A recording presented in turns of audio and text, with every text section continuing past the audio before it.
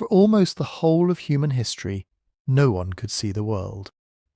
Not really, not the way you can tonight with a glowing map in your pocket that shows the whole planet turning beneath you. For thousands of years a person could climb the tallest hill they knew, shade their eyes, and see perhaps 30 kilometers of ground before the land dissolved into haze. That was the edge of the visible world. Everything past it was rumour, a sailor's story, a trader's boast, the shape of a coastline someone else swore they had walked. Nobody had ever looked down on the earth from above. No one had seen the outline of Africa, or the great curl of South America, or the white silence of the far south. Those shapes existed, of course, but no human eye had held them. To draw the world you had to imagine it, to gather 1,000 small glimpses and stitch them into one impossible picture of a thing you could never actually see. Think about how strange that really is. A map maker in an old workshop, bent over a table by candlelight, was trying to draw something no living person had ever witnessed whole. He was working from scraps, a note about how many days it took to sail from one port to another, a traveller's memory of a mountain that looked like a lion, the width of a river guessed, the direction of a coast half remembered. And out of all those fragments, out of all that hearsay and hope, he had to produce a single confident line on a page and say, "Here, this is the shape of the world. It is one of the boldest things a human being has ever tried to do." And most of the time, they got it beautifully, understandably wrong.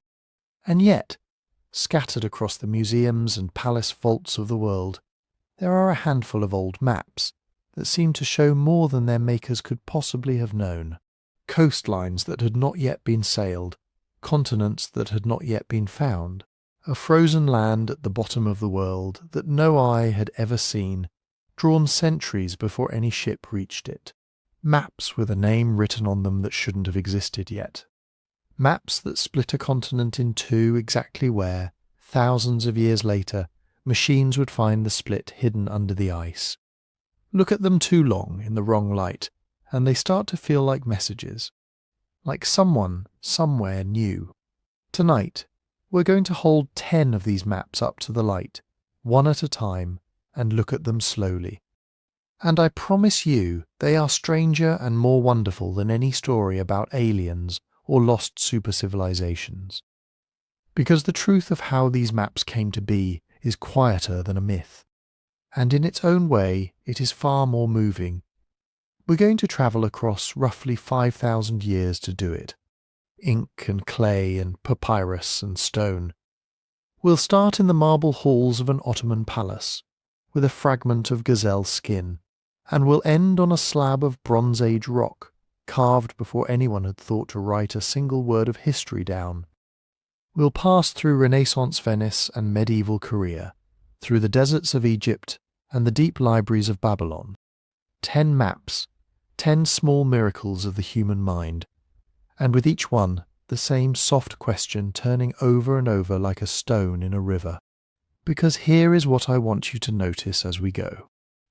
The question is not the one you might expect. It isn't, was there a lost civilization 10,000 years ago with satellites and secret knowledge? That's the easy question, and it's usually the wrong one. The real question, the one that ties all 10 of these maps together, is gentler and much harder. It's this: how did knowledge actually travel? How did a fact about a distant coastline, or the shape of a cape no local ship had ever rounded, make its way across the centuries and end up on a piece of parchment far too early? Did it travel by sea, carried in the memory of sailors who never wrote anything down? Did it move along trade roads whispered from one merchant to the next, mile by dusty mile? Was it copied from an older chart, and that one from an older chart still? The mistakes and the marvels handed down together like an heirloom? Or was it something even simpler and even stranger? A person sitting quietly with what little they knew, reasoning their way toward a coastline they had never seen, and guessing right. That's the mystery. Not a lost people, a lost path. The invisible road that knowledge takes to get from the world into a human hand and then onto a map. Hold that thought in the back of your mind as we go. Some of these 10 maps were made by admirals, some by monks, some by mathematicians, and at least one, near the very end, by someone whose name we will never know, who carved a landscape into stone before the alphabet reached his corner of the world.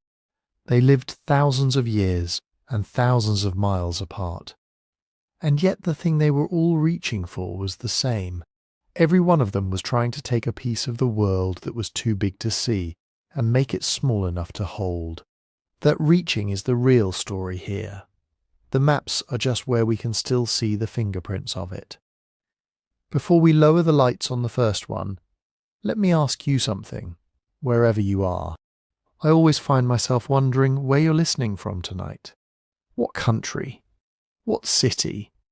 Whether it's dark outside your window the way it's dark for so many of us right now, or whether the sun is up and you've simply found a quiet hour to close your eyes. And what time it is where you are. If you feel like it, leave a comment and tell me the place and the hour. It's a small thing, but there's something lovely about it. Someone drifting off in Manila reads that someone else is drifting off in Sao Paulo, and someone in a farmhouse in Ireland, and someone on a night shift in Toronto, all of us awake and half asleep at the same time, listening to the same old stories. We're scattered right across the turning globe, and for an hour we're in the same quiet room. I like feeling connected to you like that, and if you'd ever like to listen without anything interrupting you, no advertisements, no music, just the voice and the history, you can follow the channel on Spotify. It's there ad-free and music-free, and there's a link waiting in the description whenever you want it. That's all. Now let's get back to the maps. Settle in. Let your shoulders drop. There's nothing you need to do for the next while except drift and listen and let these old pieces of parchment carry you somewhere far away. Because our first map is waiting for us in a city that has been called by 3 names: Byzantium, Constantinople, and now Istanbul. In a palace of tiled courtyards and locked rooms overlooking the water where 2 seas meet. Somewhere in that palace, for centuries, a single fragment of skin lay folded and forgotten. Not paper, not cloth. The prepared hide of a gazelle, thin as a whisper, painted in faded greens and reds and gold. It is only a piece of what it once was, a third perhaps torn from a much larger whole that has never been found. On it, an admiral drew the edges of a world he was still in the middle of discovering. And in the margins, in careful script, he left notes about the older maps he had copied from. Maps that no longer exist, maps we would give almost anything to see, including, he says, one drawn by the hand of Christopher Columbus himself. For 400 years, nobody looked at it, and then, one day in the 1920s, someone did. And what they thought they saw at the bottom of that gazelle skin would start an argument that is still going on tonight. Let's begin there. The year is 1929. The Ottoman Empire is gone, and in its place a young Turkish republic is turning the old Sultan's palace at Topkapi, there on the hill above the Bosphorus in Istanbul, into a museum. And that means sorting. Room after room of it, chests and cabinets and shelves that no one has properly opened in generations. Imagine the dust of it, the quiet. Somewhere in that long, patient work of cataloguing, a German scholar named Gustav Adolf Deissmann is going through a pile of old parchment, and his hand stops on a single sheet. It is that same piece of gazelle skin from a moment ago, weathered, torn along one edge, still holding its faded colour. Only about a third of the original map survives, a jagged offcut roughly 87 by 63 centimetres, about the size of a small tabletop, and along its margins, in careful Ottoman Turkish, someone has written notes. Deissmann reads them, and the name at the bottom is Piri Reis. Let me tell you who he was. Piri Reis, Reis, being a title meaning captain or admiral, was one of the great seafarers of the Ottoman navy. He knew the Mediterranean the way you know the walk from your bed to your door. He'd sailed with his uncle, a famous corsair, raiding and charting the coasts of the known world. And in the year 1513, which in the Islamic calendar was the year 919, he sat down and drew this map, a picture of the whole Atlantic world as it was understood in the first years after Columbus. The coasts of Spain and West Africa on one side, the brand new coasts of the Americas on the other. On this single skin, an admiral drew the edges of a world that was, at that very moment, still being discovered. And here is the part that makes scholars lean in close. In those margin notes, Piri Reis tells you exactly how he made it. He didn't sail all these coasts himself, he copied. He compiled. He says he drew on around 20 older source charts, laid them side by side, and stitched them into one. Some were Portuguese, some were Arab. Some, he writes, were ancient maps going back to the age of Alexander the Great. And one of them, he says, one of his sources, was a map drawn by Christopher Columbus himself. Sit with that for a moment. Columbus's own chart.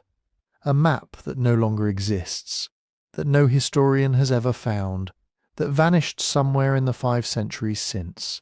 And yet here, in the hand of an Ottoman admiral, is a note saying, I held it, I copied from it, it was here.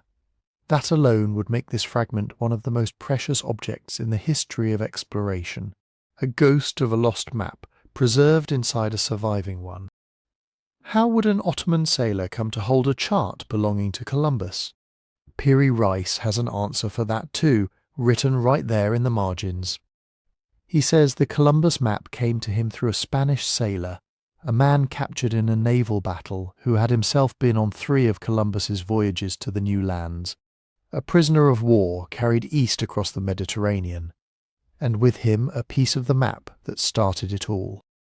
Whether every detail of that story is exactly true, we can't now prove. But you can see how a chart might travel that way. Captured in a fight, carried in a sea chest, changing hands from a Spanish deck to a Turkish one, until its lines end up copied onto gazelle skin in Gallipoli. Knowledge moving the way knowledge really moved in that age, by sea, by trade, and sometimes by force. But that is not what made the Piri Reis map famous. That came later. That came from the bottom of the skin.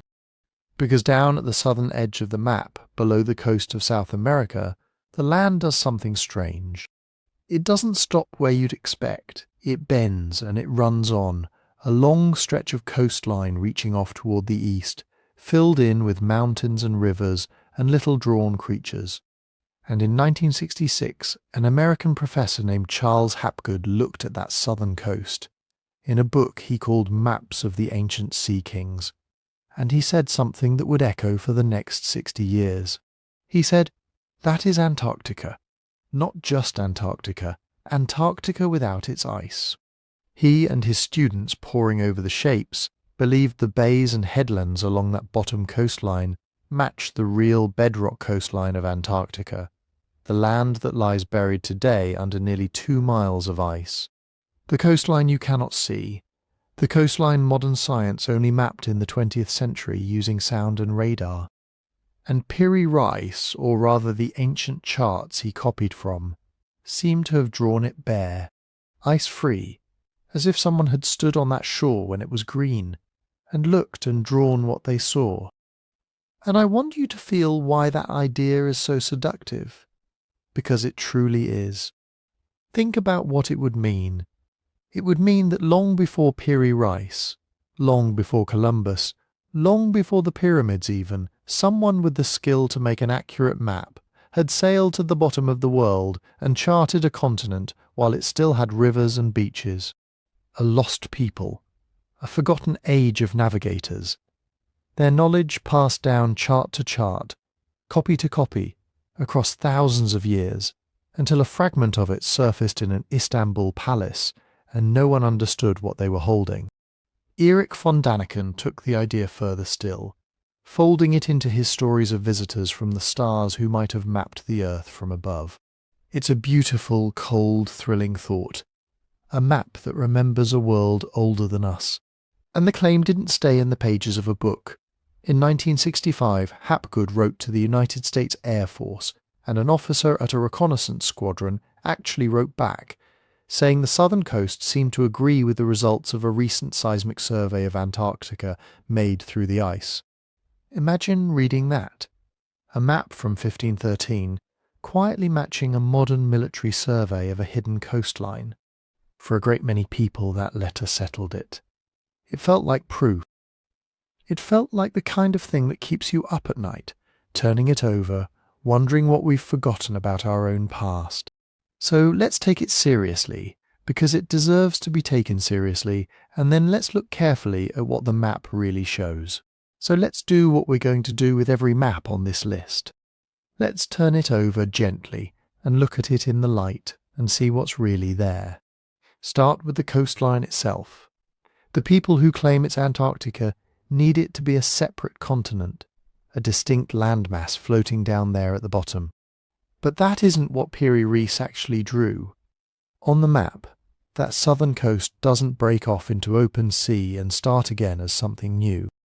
It bends, it runs east, and simply continues, connected the whole way, joined without a gap to the coast of South America above it.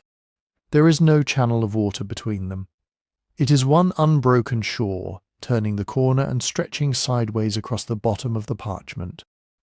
And once you know how 16th century mapmakers worked, that turn tells a very ordinary story.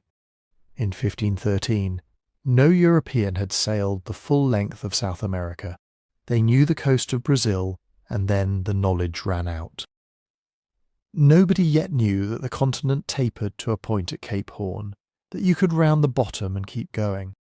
So when a cartographer reached the southern edge of what he knew, and he still had parchment left, and he still believed there ought to be more land down there, he did the natural thing. He bent the coast sideways and kept drawing. He ran the unknown Patagonian shore off to the east to fill the space. It's not a memory of Antarctica. It's a mapmaker running out of certainty and coastline at the same time, and improvising to fill the sheet. There's another quiet detail that undoes the match, and it's worth noticing. To make Reis's southern coastline up with the real bedrock of Antarctica, you have to ignore where the map actually places it. The bottom of that coast sits only a little way south of the equator, roughly in the latitudes of Argentina, not down near the pole where Antarctica belongs. It's in the wrong place by thousands of miles. To fix that, you'd have to slide it, stretch it, and rotate it until it fit. And if you're allowed to reshape a coastline until it matches, you can make almost any wandering line match almost anything. That's not evidence, that's wishful geometry. The definitive study of all this came in the year 2000, when a historian named Gregory McIntosh published a book simply titled The Piri-Reis Map of 1513. He went through the fragment inch by inch, note by note, comparing it against the other maps of its era. And what he found was not the relic of a lost civilization. It was a superb, but entirely explainable product of its own moment. Every strange feature had a 16th century source. Those little animals and figures drawn along the southern coast weren't observed wildlife. They were the ordinary decorative flourishes cartographers of the day, sprinkled across the unknown parts of the world, the visual equivalent of "here be dragons." The southern coast itself was simply the standard way the men of that age drew a land they'd guessed at but never reached. And then there is the one fact that closes the door, quietly, and without any need to raise your voice. Antarctica is not just cold now, it has been buried in ice for a very, very long time. The last time that continent was ice-free, the last time it had the green shores and open rivers that the claim requires, was more than 10 million years ago. 10 million. There were no humans then. There was no writing, no ships, no ink, no parchment, no hand that could hold a pen. By the time our species existed to draw anything at all, Antarctica had been sealed under white for millions upon millions of years. No one saw it green, no one could have. So the ice-free coastline isn't there. It never was. And here is the thing I want to leave you with, because it isn't a disappointment. It's the opposite. Strip away the lost civilization, and what you're left with is somehow more wonderful, because it's real. Picture Piri Reis again in the year 1513, in a room with 20 different maps spread out around him. Portuguese charts, Arab charts, a lost map in the hand of Columbus. Different scales, different coastlines, different guesses, drawn by different men who had never met. And he reads them all, and he reconciles them, and he stitches them together by hand into a single coherent picture of the Atlantic world, one of the most accurate anyone had yet made. That's the miracle. Not that someone impossibly remembered a frozen continent, but that a human mind could gather 20 fragments of what other people had seen and weave them into one. That remember is the thread running under every map tonight. Not lost secrets. Knowledge. Travelling. Moving from hand to hand. Chart to copied chart. One sailor's coastline becoming another's margin note, until it all comes to rest on a single skin of gazelle in a palace on the Bosphorus. The Piri Reis map isn't a message from a vanished world. It's a record of how the world talks to itself across time. And yet, that southern coast, that bent and guessed-at edge at the bottom of the map, it wasn't the last time a mapmaker would reach for the frozen south and seem to draw more than he could possibly have known. Because the strange thing about that empty white place at the bottom of the earth is that it kept appearing again and again, on maps drawn long before anyone had ever seen it. Piri Reis was only the first. Let me show you the next one.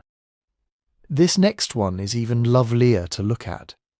If the Piri Reis map is a torn fragment, a survivor, a thing pulled out of a palace drawer with its edges gone soft, this one is whole, and it is beautiful, and it was made by a man who thought in numbers. His name was Oronteus, a French mathematician, born in the last years of the 15th century, and when scholars wrote about him in the learned Latin of the day, they turned his name into something grander, Oronteus Finaeus. He taught mathematics in Paris. He wrote about sundials and instruments and the movement of the heavens. And in the year 1531, he sat down and drew the whole world. Now, picture how he chose to draw it. Most of us, when we imagine a world map, imagine a rectangle, a flat grid, the continent spread across it like laundry on a line. But Oronteus did something stranger and softer. He drew the earth as a heart. Cartographers have a word for it, cordiform, from the Latin for heart-shaped, and that is exactly what it looks like. The lines of longitude curve inward and down, sweeping toward a single point at the bottom of the page, so that the entire globe is folded into the shape of a valentine. It is one of the most gorgeous maps of its century. And to a mathematician like Fine, the shape wasn't decoration. It was a clever solution to an impossible problem. How do you take something round, the surface of a sphere, and lay it flat on paper without it lying to you?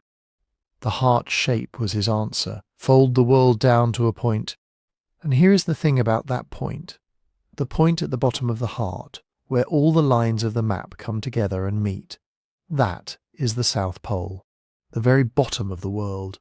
And Oronteus did not leave it empty. He filled it with a continent. At the base of his beautiful heart-shaped map, wrapped neatly around the South Pole, sits an enormous landmass. He gave it a name written across it in careful Latin letters. Terra Australis, the southern land. And it is not a vague smudge, not a nervous guess sketched in a trembling hand. It has shape. It has a coastline that curves and turns and bites inward. It has bays. It has what look, for all the world, like the mouths of rivers, little inlets where water would run down off the land and out into the sea. And I want you to sit with that detail for a moment, in the dark, because it is the detail that starts all the trouble. River mouths because rivers need water that flows. And water that flows means water that is not frozen. It means rain and melt and streams running down to the coast.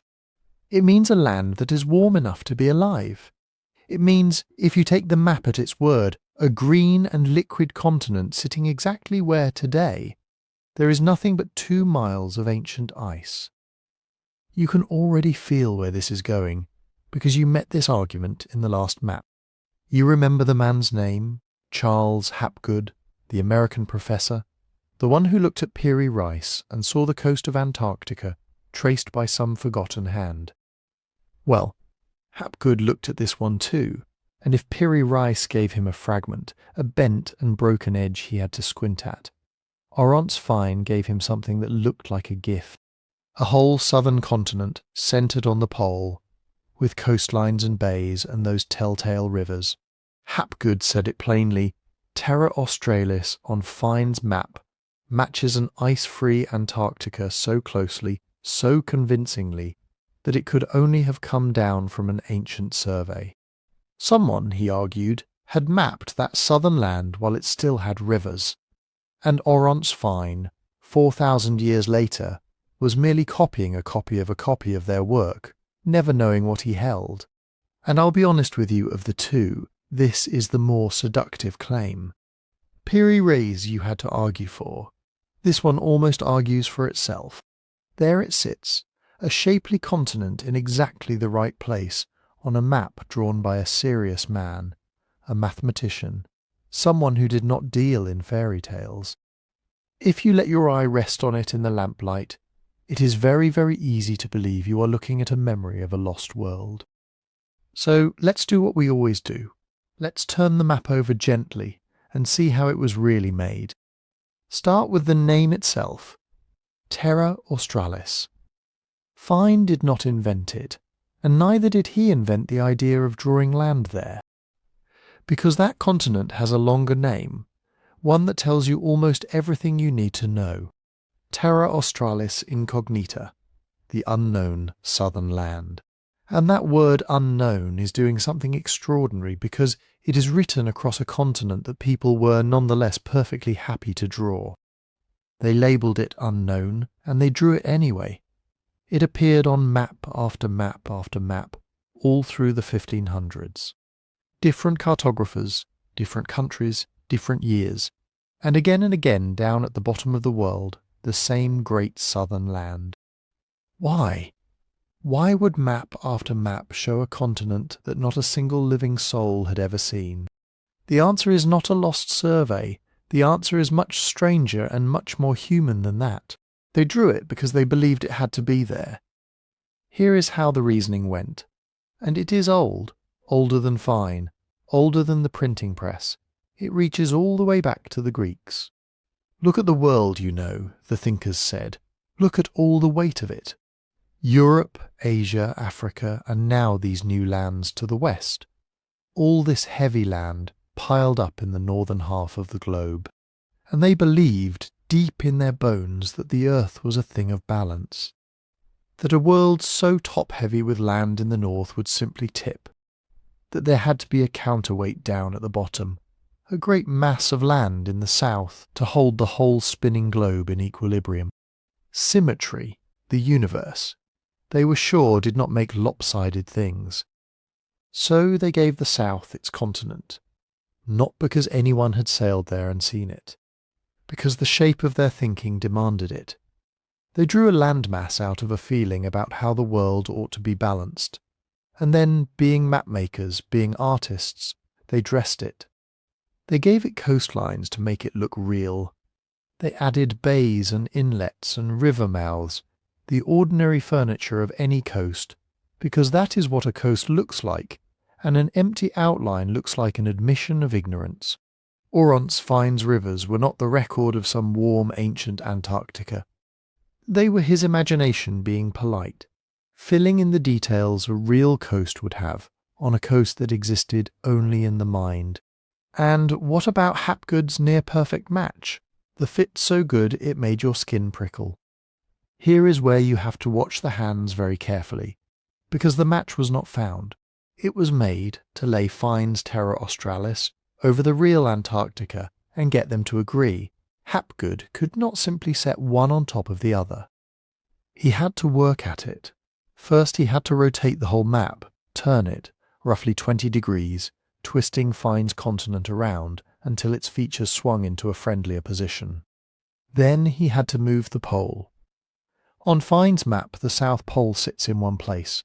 On the real Earth it sits somewhere else, and to reconcile them Hapgood had to slide the entire polar centre by something on the order of 1,600 kilometres. Let that number settle, 1,600 kilometres. That is not a small correction, not a nudge to account for a shaky quill. That is picking up the bottom of the world and carrying it a distance greater than the length of France, several times over, and setting it down where you need it to be.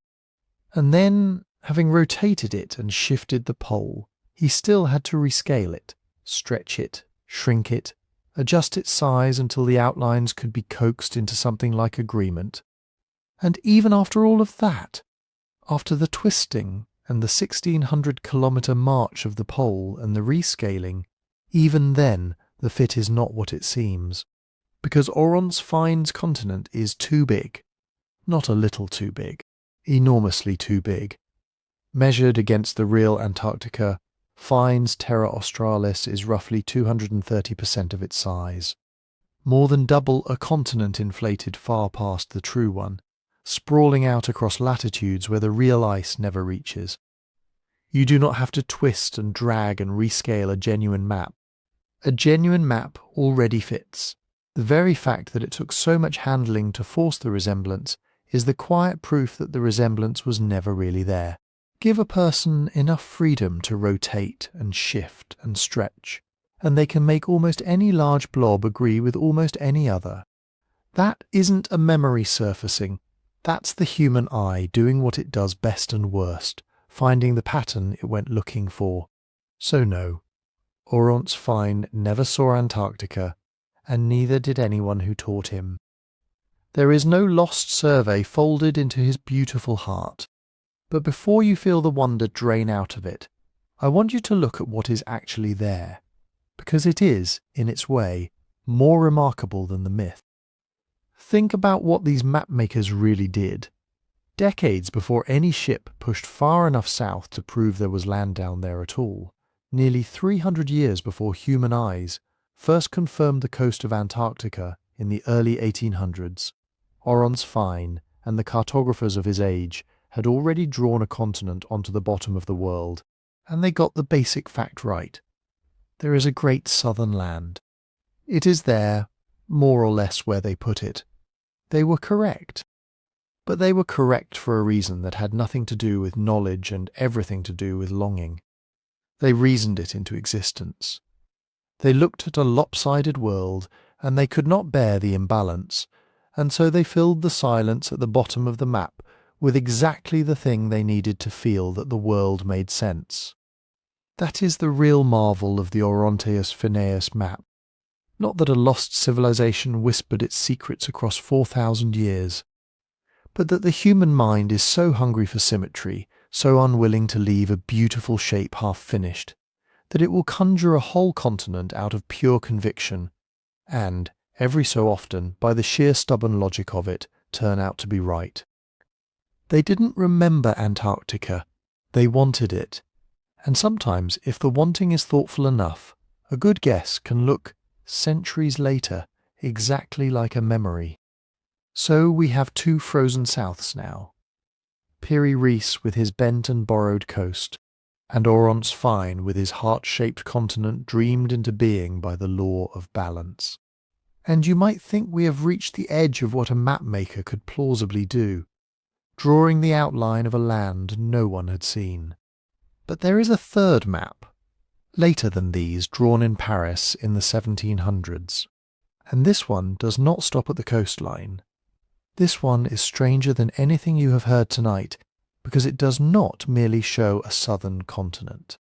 It shows the shape of the land beneath the ice, the hidden thing under the frozen skin of the world, split down the middle, as though someone had melted the whole continent away to look at what lay underneath. Let me show you how that map came to be. The man who drew it was named Philippe Boissche, and of all the map makers in this story, he is perhaps the gentlest one to sit beside, because he was not a sailor, and he was not an admiral, and he never once claimed to have seen a thing he had not seen. He was a geographer in Paris, a quiet man of desks and dividers, of copied coastlines and careful reasoning. He belonged to the French Academy of Sciences. He had married into cartography, into the family workshop of the great Guillaume de Lille, and he spent his life doing something that sounds almost dull when you say it out loud. He thought about the shape of the world, not by walking it, by reasoning about it, and in 1739 he published a map of the far south. You will often see it dated 1737, and that date has crept into a great many books, but the map itself belongs to 1739. He called it the Carte des Terres Australes, the map of the southern lands. And when you look at it, something happens that did not happen with the other two. Because the first two frozen souths gave you a coastline, an edge, the rim of a continent, drawn as though someone had stood on the deck of a ship and traced where the water stopped and the white began. Piri Reis gave you an edge, Oronteus fine gave you an edge, wrapped neatly around the pole. That is strange enough to draw the outer shore of a land no one had landed on. But Boissche does not give you an edge. Boissche gives you the inside. Look closely, at the bottom of his map sits the great southern land, and it is not one continent at all. It is two broad masses of land, and running between them, splitting them apart down the middle, a sea, a central sea, frozen or half-frozen, cutting the southern continent in two like a knife laid down the spine of it, as though someone had melted the whole white south away, all of it, every metre of ice, and looked down at the bare rock underneath, and found that it was not one thing but two, with cold water pooled in the gap between. And here is the part that has kept people awake for 60 years. Because in the 1950s and the 60s and on into our own time, scientists began to do to Antarctica what no eye could ever do. They flew across it, dragging instruments that could see through ice. Radar that sends a pulse down through thousands of feet of frozen white and listens for the echo of the rock at the bottom. And slowly, pass by pass, they built a picture of the land that lies beneath the Antarctic ice sheet. The bedrock. The true continent, hidden under an ice cap up to 4 kilometres thick. And that hidden land, the one under the ice, is not a single tidy continent. Strip the ice away, and much of West Antarctica drops below sea level. What is left, the real bones of the place, looks less like one land mass and more like a scatter, a main body and a set of islands, a continent broken into pieces by water it can no longer hold back. A land, in other words, that is arguably two, or more than two, divided, just as Boissche drew it, 200 years too early, with a central sea between the halves, exactly where he put one. You can feel, can't you, how tightly that fits. Not the outer coastline this time, the interior, the buried shape, the thing under the frozen skin of the world. This is the strangest of the three claims by a long way, and it is worth saying plainly what the claim is. Charles Hapgood, the same man from the first two maps, looked at Boische's central sea and said, "Here it is. Here is the proof somebody, long ago, mapped Antarctica, not as it looks from a ship, but as it looks with the ice removed. Somebody charted the bedrock, and a coastline you might explain away as a lucky curve of the pen. But how do you accidentally draw the hidden interior of a continent no human being would see the inside of until the age of radar? How do you guess the bones under 4 kilometres of ice? Sit with that for a moment in the dark, because it really is a beautiful problem, and then let me show you how Philippe Boissche actually did it. Because he told us, he wrote it down, and it is quieter and cleverer, and in its own way lovelier than any lost civilization. Boissche never claimed a secret. He never spoke of ancient charts, of drowned map makers, of knowledge handed down from before the ice. He did something an 18th century man of the Academy would do. He reasoned. Here is the chain of his thinking. Sailors coming back from the deep southern ocean brought stories, and more than stories, they brought sightings. Ice, enormous islands of ice floating in the cold water, some of them the size of towns drifting north out of the white nowhere at the bottom of the world. Icebergs. And Boache, at his desk in Paris, asked a simple question about them. Where does that much ice come from? He believed, as many did then. That ice of that kind, freshwater ice, the ice of glaciers and frozen rivers, had to be born on land, or in water enclosed by land. Not in the open sea. It had to calve to break away from some great frozen basin. And if these mountains of ice were drifting up from the far south in such numbers, then somewhere down there, hidden behind the fog and the pack ice that no ship of his century could push through, there must be a vast frozen sea, a cold interior basin, sheltered by land on its sides, quietly manufacturing icebergs and sending them north, and a frozen sea in the middle needs land around it to hold it. Land on this side, land on that side, two land masses, cradling a central sea of ice between them. Do you see it? He did not remember the bedrock. He deduced the central sea from the icebergs, and then he drew the two lands that a central sea would require. He reasoned his way from floating ice off the coast of nowhere to a divided continent. It is a chain of inference, link by link, and every link is made of ordinary 18th century observation. Icebergs are real. They drift north. Freshwater ice needs a source. A source needs a basin. A basin needs shores. Two shores make two lands. That is the whole trick. That is the whole prophecy. And Boache, to his eternal credit, did not pretend otherwise. This is the detail that closes the door so softly you barely hear it click. He labelled his own map with the truth. Written across those southern lands, in his own careful French, are two words. Conjecturie, conjectured, and soupçonné, suspected. He is telling you, in ink, on the map itself, that this is a guess. A reasoned guess. He is not saying, this is what the ancients knew. He is saying, this is what I suspect must be there, and I am showing you my reasoning. The map is not a memory. It is an argument drawn out where you can check his working. And there is one more thing, and it is the quiet fact that unravels the whole marvel, because it points in exactly the wrong direction for the claim. Remember what the first two maps were supposed to prove. An ice-free Antarctica. A green south, mapped by ancient sailors before the cold came, with open coastlines and flowing rivers. That was the dream. A warm continent seen and charted, then buried. But Boache's map is covered in ice. It shows glaciers. It shows a frozen sea. Its entire logic depends on the south being cold, on the ice being there, on the bergs carving and drifting north through freezing water. Boache is not mapping a lost warm world. He is assuming a frozen one. He built the whole thing out of the cold. So the map that is supposed to be the strongest proof of an ice-free ancient Antarctica is, in fact, a monument to the opposite idea. It only works if the south is exactly as frozen as it really is. And even that famous match, the two lands, the central sea, the eerie fit with the radar maps, is looser than it first feels. Because the bedrock under Antarctica is not sitting there at rest. It is being crushed.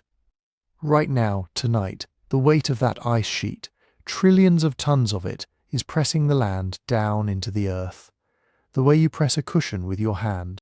Geologists call the answer to that pressure isostatic rebound. Take the weight away, melt the ice, and the land does not stay where the radar sees it. It rises, slowly over thousands of years, it floats back up, and in places it would rise on the order of 500 meters, half a kilometer of drowned rock lifting back into the light. And if it did, much of that neat central division, the very split that makes Bouache look like a prophet, would rise up out of the water and close. The two islands would begin to fuse back toward one. The tidy gap he drew depends on the ice being there to hold the land down. Lift the ice, and you lose the very shape that made the map miraculous. So the fit is real, and it is haunting, and it is also, when you turn it over, a little softer than it looked in the dark. A reasoned guess about ice and oceans, drawn by a careful man in Paris, that happened to land close to a truth radar, would not confirm for another 2 centuries. Not a memory of the bedrock, a deduction sharp enough to pass for one. And that is the real wonder of Philippe Bouache.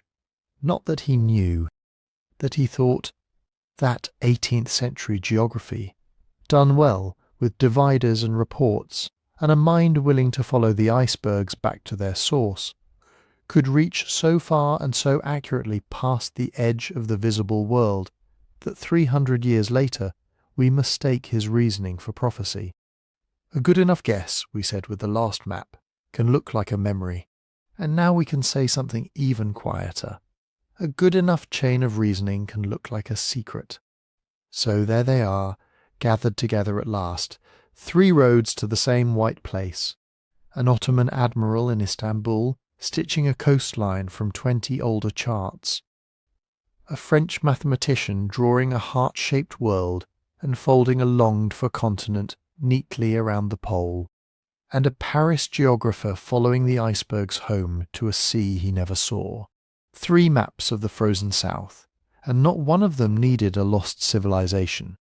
Only sailors and dividers and the stubborn human habit of reasoning past the horizon. And that, you might think, is the strangest a map can get. A land mapped before it was seen. But there is another way for a map to be impossible, and it is stranger still and darker, and in a way more human than any of these. Because the 3 maps we have just held to the light were honest. Wrong in places, hopeful, overreaching, but honest. Every one of their makers was trying to tell the truth as best they could reason it. The next map was not. The next map is a lie. A deliberate, beautiful, carefully drawn lie. A map of islands that were never there, dreamed up to steal a piece of glory that belonged to someone else. And the astonishing thing, the thing that should not be possible, is that the lie worked. For 100 years it worked. It fooled the finest cartographers in Europe, and it sent real ships, with real sailors, out across a cold ocean, searching for a shore that had never existed anywhere but in one clever man's imagination. Let me show you how a forgery steered the world. Picture Venice in the year 1558. The city is at its height, all bells and canals and merchant fortunes, and a man named Niccolo Zeno, the younger, sits down to publish a book. He is a minor nobleman, a member of a great old Venetian family, and he says he has found something extraordinary in his family's attic. Old letters, fragments of a private family narrative, water-stained and falling apart, written a century and a half earlier by 2 of his own ancestors, also named Niccolo, and a brother, Antonio, according to the book. These 2 Zeno brothers had sailed out into the North Atlantic in the 1390s, not along the safe, known routes down to the Mediterranean or east to Byzantium, but out into the cold water above Scotland, above Iceland, into a part of the world no Venetian of that century was supposed to know at all.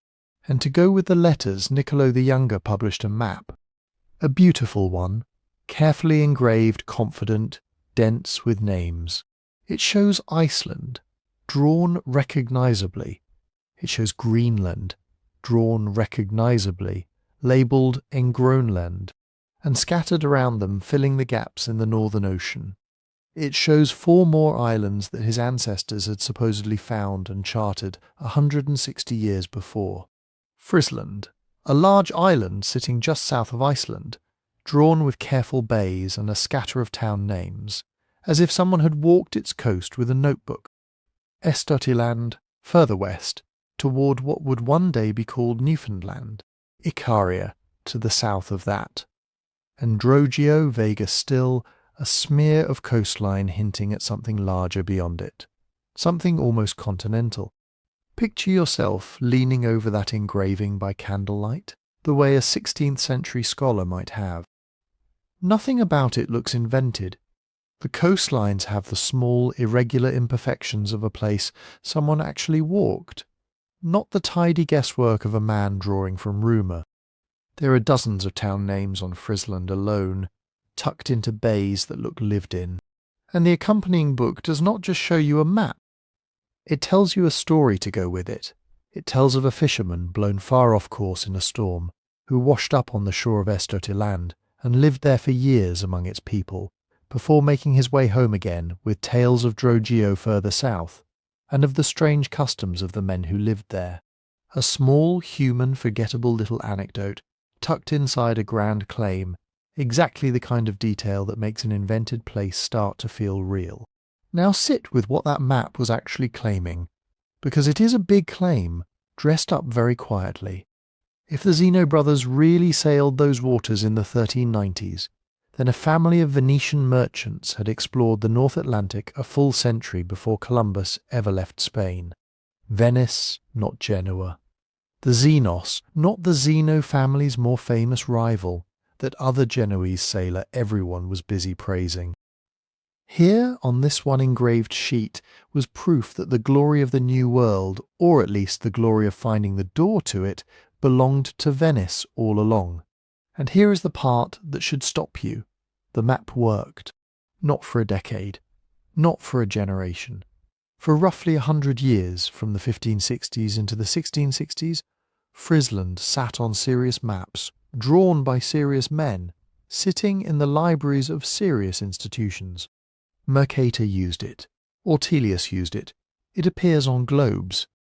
It appears in atlases printed in Antwerp and London and Amsterdam by cartographers who had every reason to be careful, who cross-checked their sources the way a scholar checks a citation, and who looked at the Zeno map and saw no reason to doubt it. Why would they? It read like a document. It had the texture of something recovered, not invented. It had dates and family names and the unglamorous, faded, water-damaged feel of a real archive. And because respectable maps carried it, real ships went looking for it. English and Dutch expeditions, searching for a northern route to Asia, sailed with Frisland, marked on their charts, expecting to sight its coast somewhere in the empty water south of Iceland. Martin Frobisher, hunting for a passage to the Orient in the 1570s, sailed in waters where Frisland was supposed to sit. Men stood at the rail in the cold and the fog, looking for a shore that had never existed anywhere except in one Venetian gentleman's imagination. It even reached into politics. English scholars arguing for their crown's claim to the New World, trying to show that an Englishman, or at least a European friendly to England, had reason to be there before the Spanish, leaned on the Zeno account as part of their case. A forged family memoir drawn up to flatter a Venetian name ended up quietly bolstering an empire's paperwork on the other side of the continent it never touched. Think about what that means for a moment. An island invented at a writing desk sent trained navigators, with real crews and real provisions, out to search an empty sea and helped kings argue about land they had never seen. That is not a curiosity in the margins of history.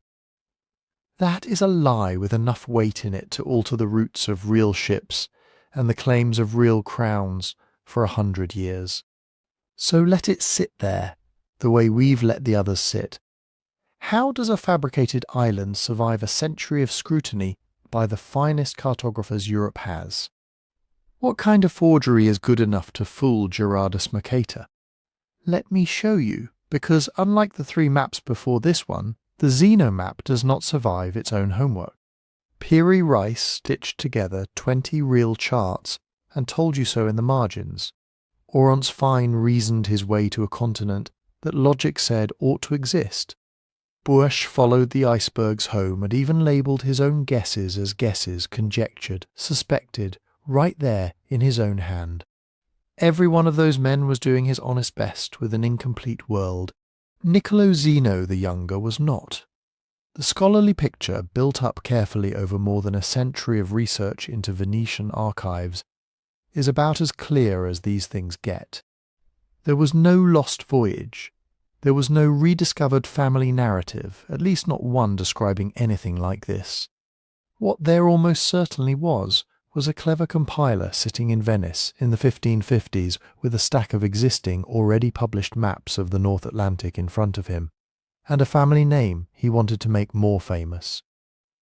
He took real geography, Iceland, Greenland, the northern coasts other cartographers had already drawn, and he studied it with invented islands, dressed the whole thing up as ancestral memory, and released it into a world hungry for exactly this kind of story, a hidden Venetian first, a quiet correction to history, arriving just when Venice's trading power was starting to slip, and a little borrowed glory would have gone down very easily indeed. And there is one piece of evidence that closes this case almost embarrassingly well, because it does not come from cartography at all. It comes from the plainest kind of paperwork there is, Venetian civil records. The real Niccolo Zeno, the supposed Arctic voyager of the 1390s, appears in the archives of his own city during exactly the years he was meant to be at sea. In 1394 he stood trial in Venice. In 1400 he sat down in Venice and wrote his own last will and testament. Not a letter sent home from some frozen northern harbour. A will filed with a notary in the city he was supposedly sailing away from. A man does not write his will in one city while charting the coast of another continent. He was home. He was, by every surviving piece of paper we have, exactly where a Venetian merchant of his standing ought to have been, tending to lawsuits and property, not standing on the deck of a ship above the Arctic Circle. Historians have not been gentle about this one. The Dictionary of Canadian Biography, in its entry on the affair, calls the Zeno narrative one of the most preposterous fabrications in the entire history of exploration. Preposterous. That is a strong word for careful academic prose, and it is used because the gap between the claim and the paper trail is that stark. This was not a mistake. It was not a sailor misjudging a coastline in the fog, or a scholar over-trusting an old rumour. It was constructed, name by name, island by island, to hand one family and one fading maritime republic, a piece of glory that history had already given to someone else. I find something almost tender in that, in the dark, even though it is a lie. Because think about what was actually being defended here. Not gold, not territory anyone could touch, just a story. Just the ache of watching another city's sailor get remembered forever while your own family fades into the ordinary business of contracts and courtrooms. By the 1550s, Venice's great age was already slipping. Its trade routes to the east were being quietly strangled by Portuguese ships sailing around Africa instead. And the whole Atlantic world, the whole future, seemed to belong to Spain and Genoa, and names that were not Venetian at all. A century-old claim to the New World, even a false one, must have felt. To a proud old family in a fading city, like something worth the risk of forging. Pride is a strange thing to build a map out of, and yet here is the evidence that someone did exactly that, and did it well enough and quietly enough, that it steered explorers for 100 years before anyone thought to check a Venetian notary's records. It makes you wonder, doesn't it, how much of what we think we know about the past has been quietly embroidered somewhere along the way. Not always with bad intentions. Sometimes just a family or a city or a single proud man, wanting the story to come out a little more flattering than the plain record allows. We think about that a great deal, actually, in the small hours when a book like this one takes shape. We've written one ourselves about the secrets buried deeper still in prehistory, long before anyone was drawing maps at all, and if that kind of quiet unearthing appeals to you the way it does to us, you can find it on our website, sleepytimehistory.com. There's a discount running this week. Nothing urgent, just there if you'd like it. And now, back to the maps, because we have more coastlines to walk in the dark. So that is the fourth impossible map, and it is the strangest kind of impossible yet. Not a coastline drawn before anyone could see it, not a continent reasoned into being, a deliberate fiction engraved with such craft and such patience that it passed for memory for 100 years and sent real men out into real cold water chasing a shore that only ever existed in ink. What it reveals is simple and a little sobering and worth carrying with you the next time something looks too neatly documented to question. A map is not only a record of the world. Sometimes it is a weapon, quietly aimed at glory, dressed in the borrowed clothes of an old family archive. And a lie drawn well enough can steer the course of real ships and real arguments, for generations right up until someone finally thinks to check the will of a man who was supposed to be at sea.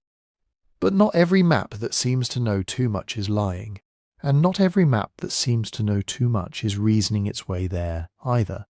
There is one more coastline waiting for you tonight, drawn on the other side of the world entirely, far from Venice, far from the ice of the south. A map made by scholars who never boarded a ship bound that way, in a kingdom that had no navy chasing that horizon at all, and yet somewhere on their sheet of silk sits a shape, a long southward-pointing tip of land that should not have been theirs to know. Let me take you there next. Picture a palace workshop in Hanseong, the city we now call Seoul, in the year 1402.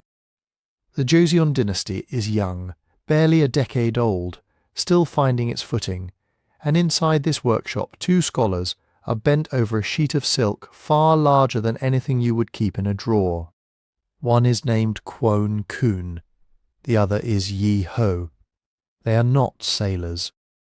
Neither man has ever stood on the deck of a ship bound anywhere farther than the Korean coast, and yet the map growing under their brushes claims to show the entire world. Its full name is a mouthful even in translation. The Onilgangni Yokdea Gukdo Ji-du, which comes out, roughly, as the map of integrated lands and regions of historical countries and capitals. Everyone just calls it the Kangnido now, and if you unrolled it in front of you tonight, the first thing you would notice is exactly what you would expect from a court map commissioned by a new dynasty eager to announce itself. Korea sits large and confident on the sheet, far larger than it has any geographic right to be. China sits beside it, even larger still, dominating the centre of the whole composition the way the Chinese maps it was copied from always insisted it should. This is a map that knows exactly whose court it was painted for. Pride, drawn in ink, the same as it ever was. But follow the silk outward, past China, past the edge of what any Korean scholar could plausibly have measured with his own 2 feet, and something strange starts to happen. There is India, compressed and simplified, but recognisably there. There is the Arabian Peninsula, and then, further still, past all of it, there is a landmass that should not be on this sheet at all. A continent drawn with a long, tapering shape, narrowing as it runs south, curling to a point, and then, unmistakably turning. Africa. Not a vague blob standing in for the unknown lands to the west. The way so many medieval maps handled the parts of the world nobody had reached.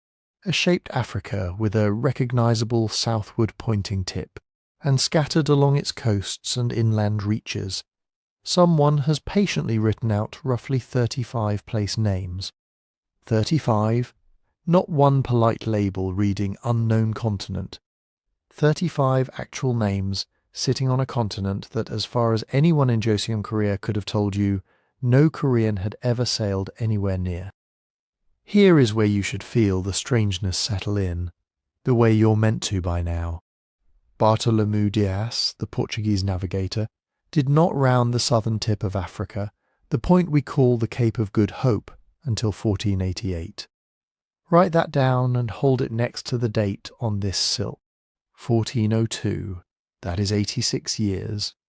86 years before any European ship confirmed, by actually sailing around it, that Africa even had a southern tip you could round at all.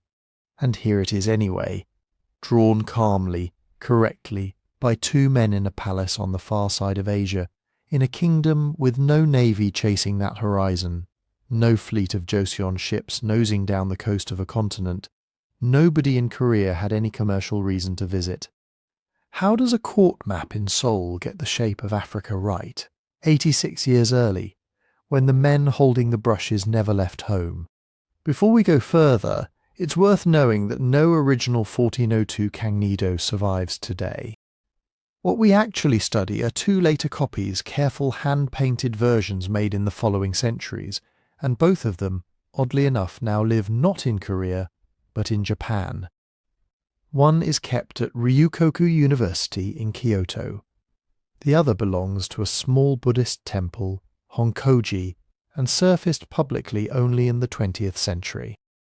Two Korean court maps quietly preserved for hundreds of years inside Japanese collections, waiting for scholars to notice what was sitting in the storerooms.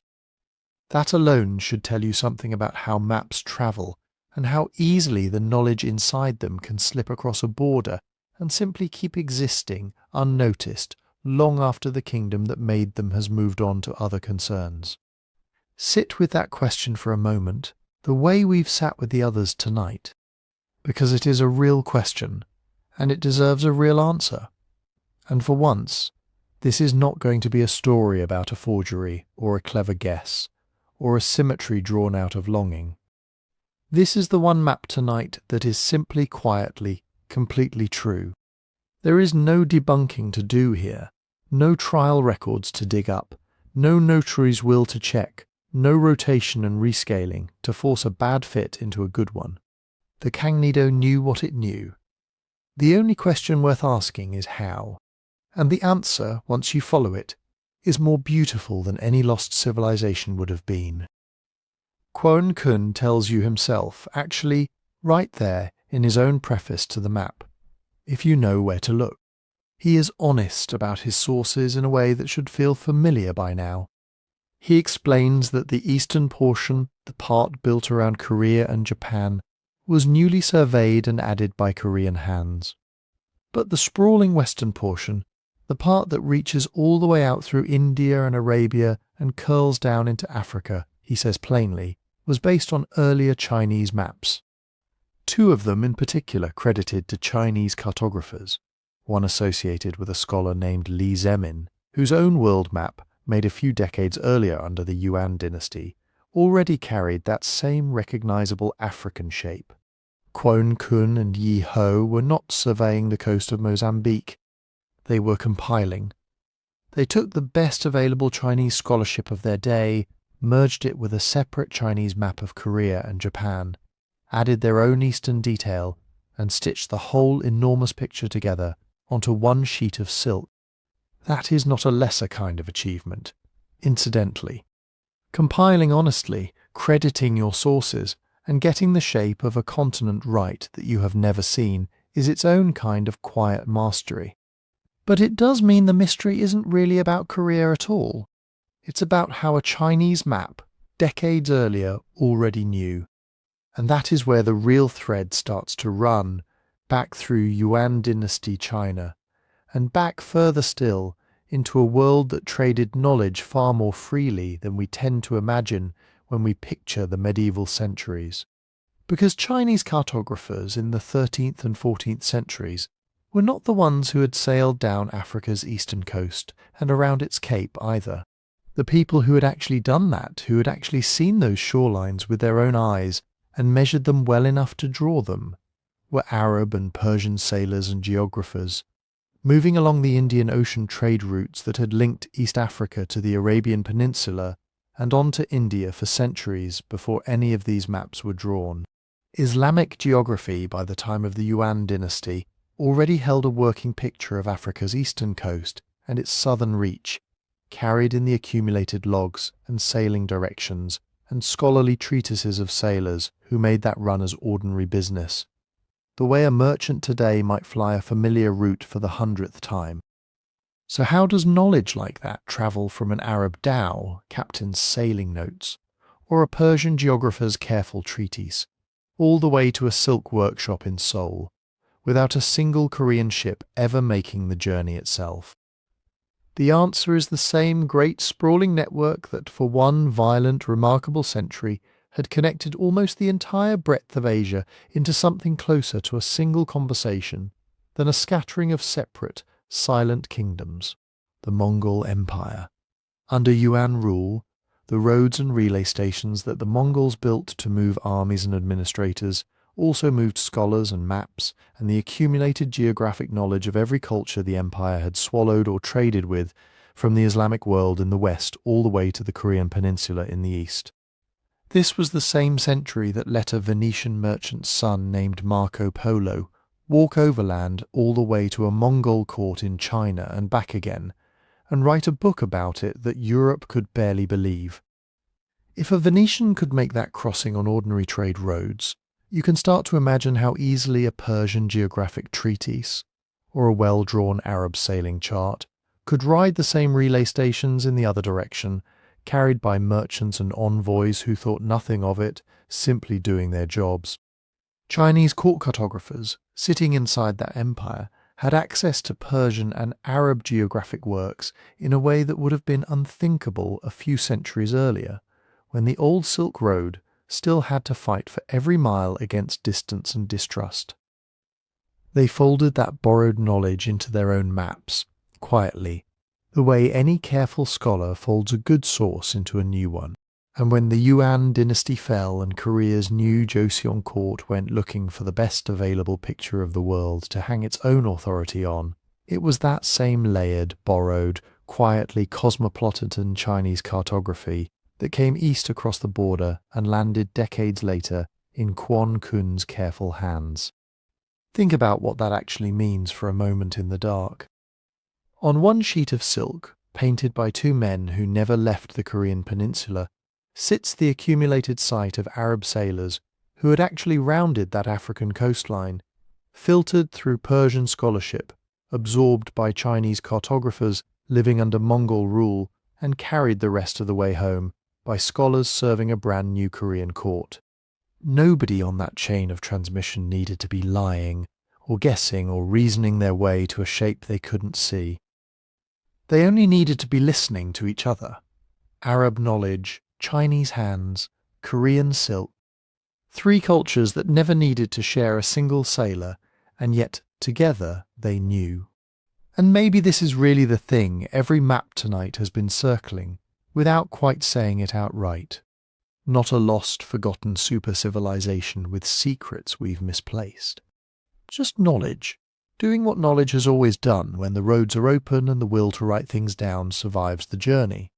Travelling, sailor to scholar, scholar to court, court to silk, quietly, patiently, until a shape that took someone else's lifetime of sailing to learn ends up drawn correctly on the other side of a continent, by hands that never got wet. There is something almost tender in picturing it that way, isn't there? A Korean court scholar in 1402, dipping his brush, drawing a coastline he will never see, trusting a chain of strangers, most of them long dead by then, stretching back through a Mongol road and a Chinese archive, and further still into the log of some Arab captain who once actually watched that African cape come up over the bow of his ship. None of them ever met each other. None of them ever knew their small piece of the coastline would end up on a Korean king's wall.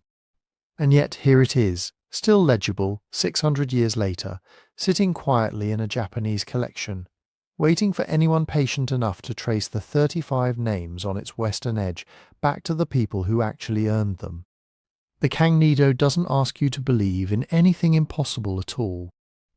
It only asks you to believe that the medieval world was talking to itself, quietly, across languages and empires and oceans, far more than the silence between old kingdoms usually lets on.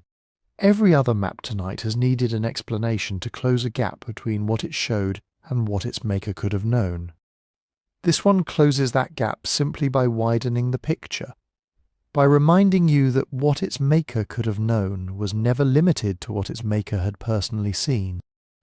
But not every map tonight is content to inherit its knowledge second-hand. There is one more coastline waiting for you, drawn a little over a century after this one, on the other side of the world again, this time by a mapmaker who wasn't compiling anyone else's sightings at all. A man who took a strange new name, gave it to strange new lands, and then, with nothing but a hunch and a blank space where an ocean ought to be, drew water that no European eye had ever confirmed was there. Let me show you what he saw before anyone else did.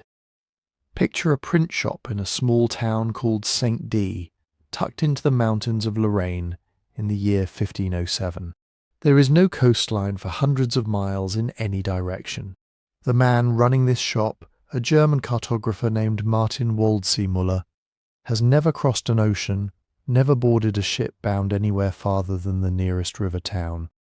And yet spread across his workbench drying in 12 separate woodblock panels that will eventually be pasted together into a single sheet, roughly 4 feet tall and 8 feet wide, is a map of the entire world. He calls it the Universalis Cosmographia.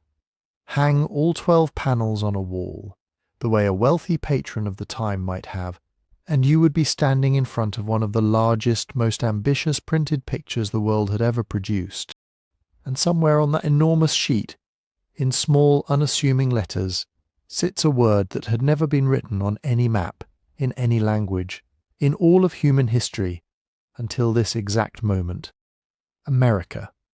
Say that out loud to yourself, quietly, and let it sit there. It is such a familiar word now that it barely feels like an event at all, the way a word you have known your entire life stops feeling like it was ever new. But it had to start somewhere.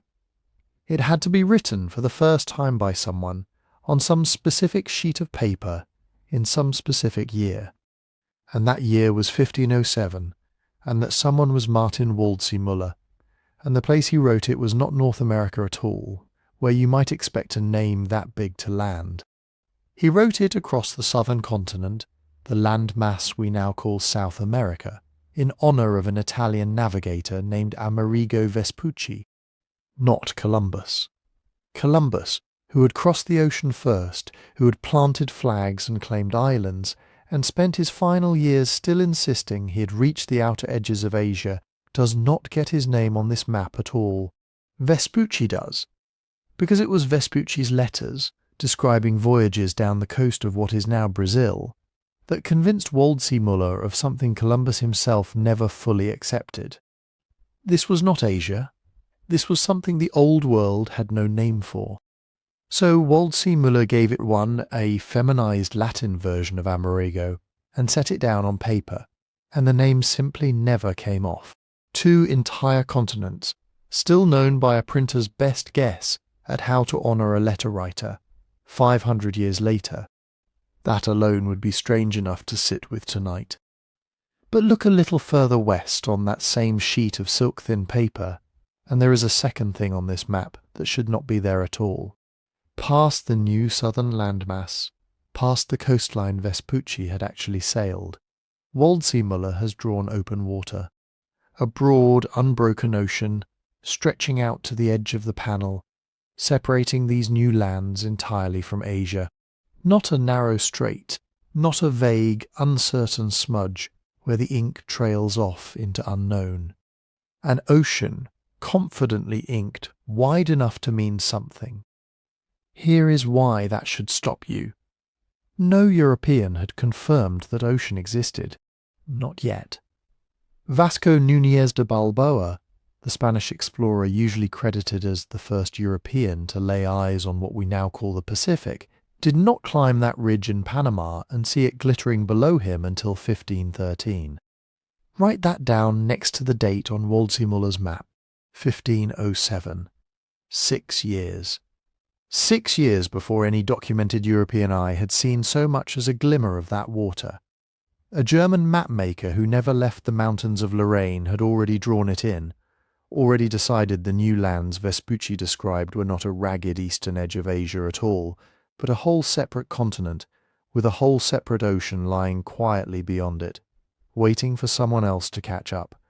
How does a man with no ship, no crew, and no coastline of his own managed to separate two continents that, on every other map of his era, were still cheerfully drawn as one and the same. The honest answer, the one that historians who have studied Waldseemüller's working papers keep coming back to, is not that he knew something. It is that he reasoned something.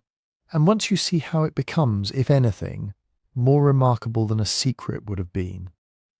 Waldseemüller had Vespucci's letters in front of him, describing coastline after coastline that simply refused to match anything in Ptolemy's ancient geography, the Greek framework that had shaped every European mapmaker's picture of the world for well over 1,000 years.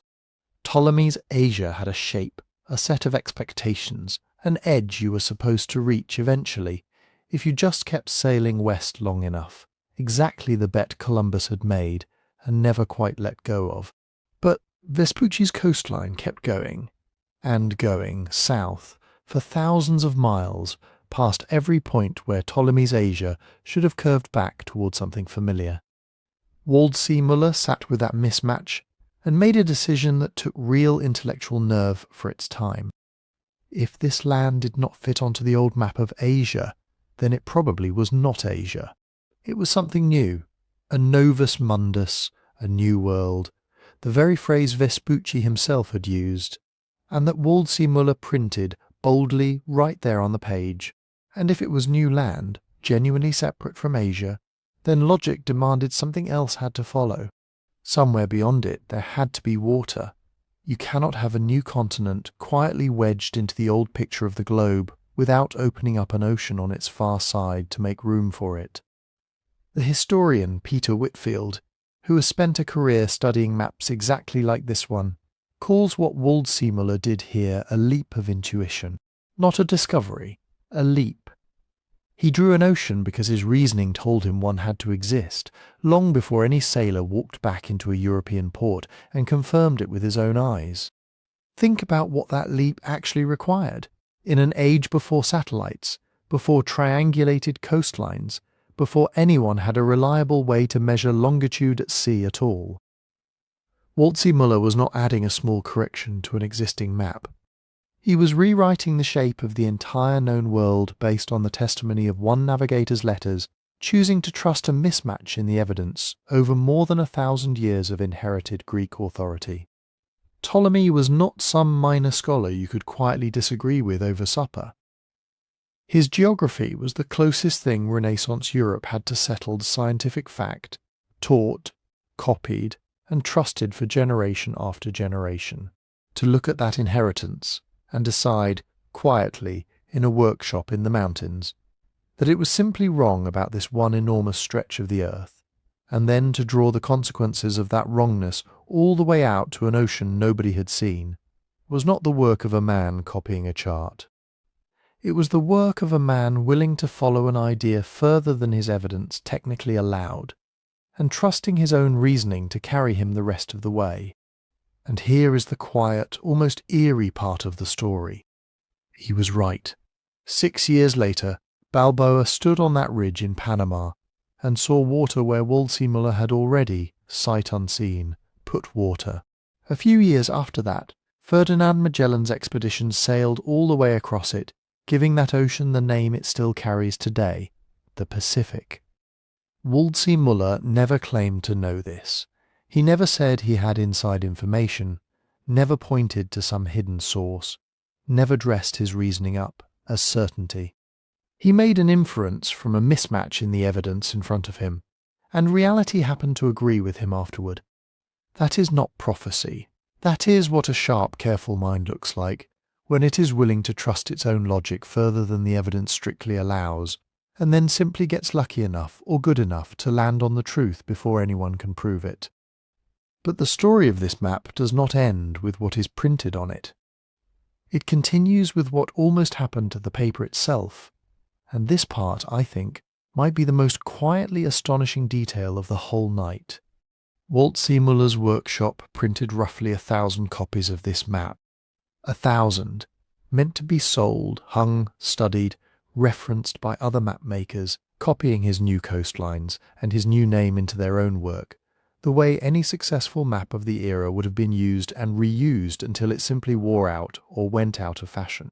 And for nearly 400 years, every single one of those 1,000 copies disappeared. Not most of them, not nearly all of them, everyone. Scholars knew the map had existed, because later map makers had clearly copied details from it, quoting a document nobody could actually locate anymore. Imagine that for a moment, in the dark, the way you might imagine a house you grew up in that simply is not there anymore when you go looking for it. The single sheet of paper that had given 2 continents their name, gone. Not destroyed dramatically, not burned or lost at sea in some cinematic disaster, just quietly misplaced over and over, generation after generation, the way ordinary paper so often is, until nobody alive had ever actually seen one. Then, in 1901, a Jesuit scholar named Joseph Fischer was working his way through the library of an old German castle, Schloss Wulfegg, tucked away in the countryside, cataloguing whatever old volumes the family living there happened to still own, and bound into a large atlas of maps sitting on a shelf in that castle library, the way it apparently had been sitting for who knows how many decades, was a copy. Not even, strictly, one of the original 1,000 from 1507. What Fischer found was a later printer's proof, made from the same woodblock sometime after 1516, close enough to the original to carry every detail that mattered, but technically its own quiet echo of the first printing. And it was the only one, the only copy of this map in any printing known to exist anywhere on Earth. One sheet of paper sitting in a castle library, holding the first written appearance of the word America, and an ocean guessed at 6 years before anyone saw it, and it had simply never been found by anyone who understood what they were looking at for nearly 4 centuries. The Wulfegg family kept it for another 100 years after Fischer identified it, and then, in 2001, the United States Library of Congress agreed to buy it. $10 million for one sheet of paper, larger than the sale price of almost anything else ever paid for a single map before or since. The sale finally closed in 2003, and the map crossed the Atlantic it had once so confidently guessed at, folded carefully into a case built to protect it from the light and the air and the ordinary wear that had already claimed every other copy that ever left a printing press. It has hung on public display in Washington since 2007.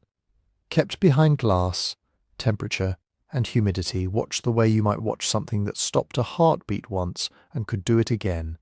Still the only copy anyone has ever found. People who work there sometimes call it, quite plainly, America's birth certificate. It is not a metaphor stretched too far. It is closer to the literal truth.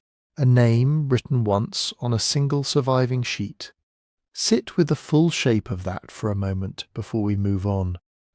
A landlocked printer in the mountains of France, working from someone else's letters, made one careful leap of reasoning about a coastline he would never see, and in doing so gave 2 entire continents the name they still answer to today. Then that same leap of reasoning very nearly vanished from the world completely, saved from 400 years of silence by a single overlooked page in a castle library, one copy standing between everything you know about that name and nothing at all. A name and a guessed ocean, on one sheet of paper, and the sheet almost didn't make it. Not every map from this era earned its strangeness through honest reasoning, though. The next one waiting for you tonight carries its own coastline drawn with real confidence, somewhere between real land and wishful invention, and for more than 2 centuries now, people have argued bitterly over what it is actually showing.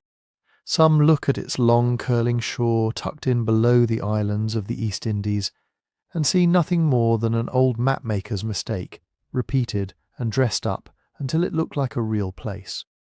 Others look at that same coastline and see something far bolder. A whole continent, they say, charted and quietly kept secret, more than 2 centuries before anyone official ever admitted it was there. The maps that carry this argument were not made in Spain or Portugal, or even in Waldseemüller's quiet mountain workshop. They were made in a French port called Dieppe, on the English Channel, sometime between the 1540s and the 1560s, by a loose circle of cartographers historians now simply call the Dieppe School. You have probably never heard their names spoken aloud, so let them settle for a moment. Pierre Desailliers, a priest and mapmaker working under royal patronage. Jean Rotz, who carried his own version across the water to present to King Henry VIII of England. Guillaume Le Testu, who would later sail with French corsairs and die fighting the Spanish in Panama.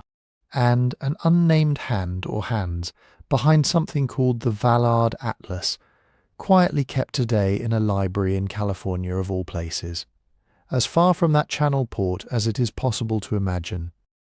These were not rough working charts meant to survive a storm at sea. They were commissioned objects, painted in gold leaf and rich colour, crowded with tiny ships under full sail and compass roses and animals that look faintly bewildered to find themselves on a map at all, made for kings and wealthy patrons who wanted the whole known world laid out across a table like a piece of art. And on several of these gorgeous, expensive, carefully lettered sheets, tucked in below the scattered islands of the East Indies, there sits a long, curling coastline that should not, by any account anyone has ever agreed on, be there at all. The label beside it reads Jave la Grande, Great Java. Say that quietly to yourself and picture the shape of it on the page. Below the real island of Java, which sailors of the 16th century genuinely knew and traded with, the Dieppe maps draw something enormous. A long eastern shore, a shorter western one, bays that curl inward the way a real coastline curls when a river has cut into it. Little painted details along the coast, tiny figures, tiny settlements, drawn with the same careful hand that painted the ships.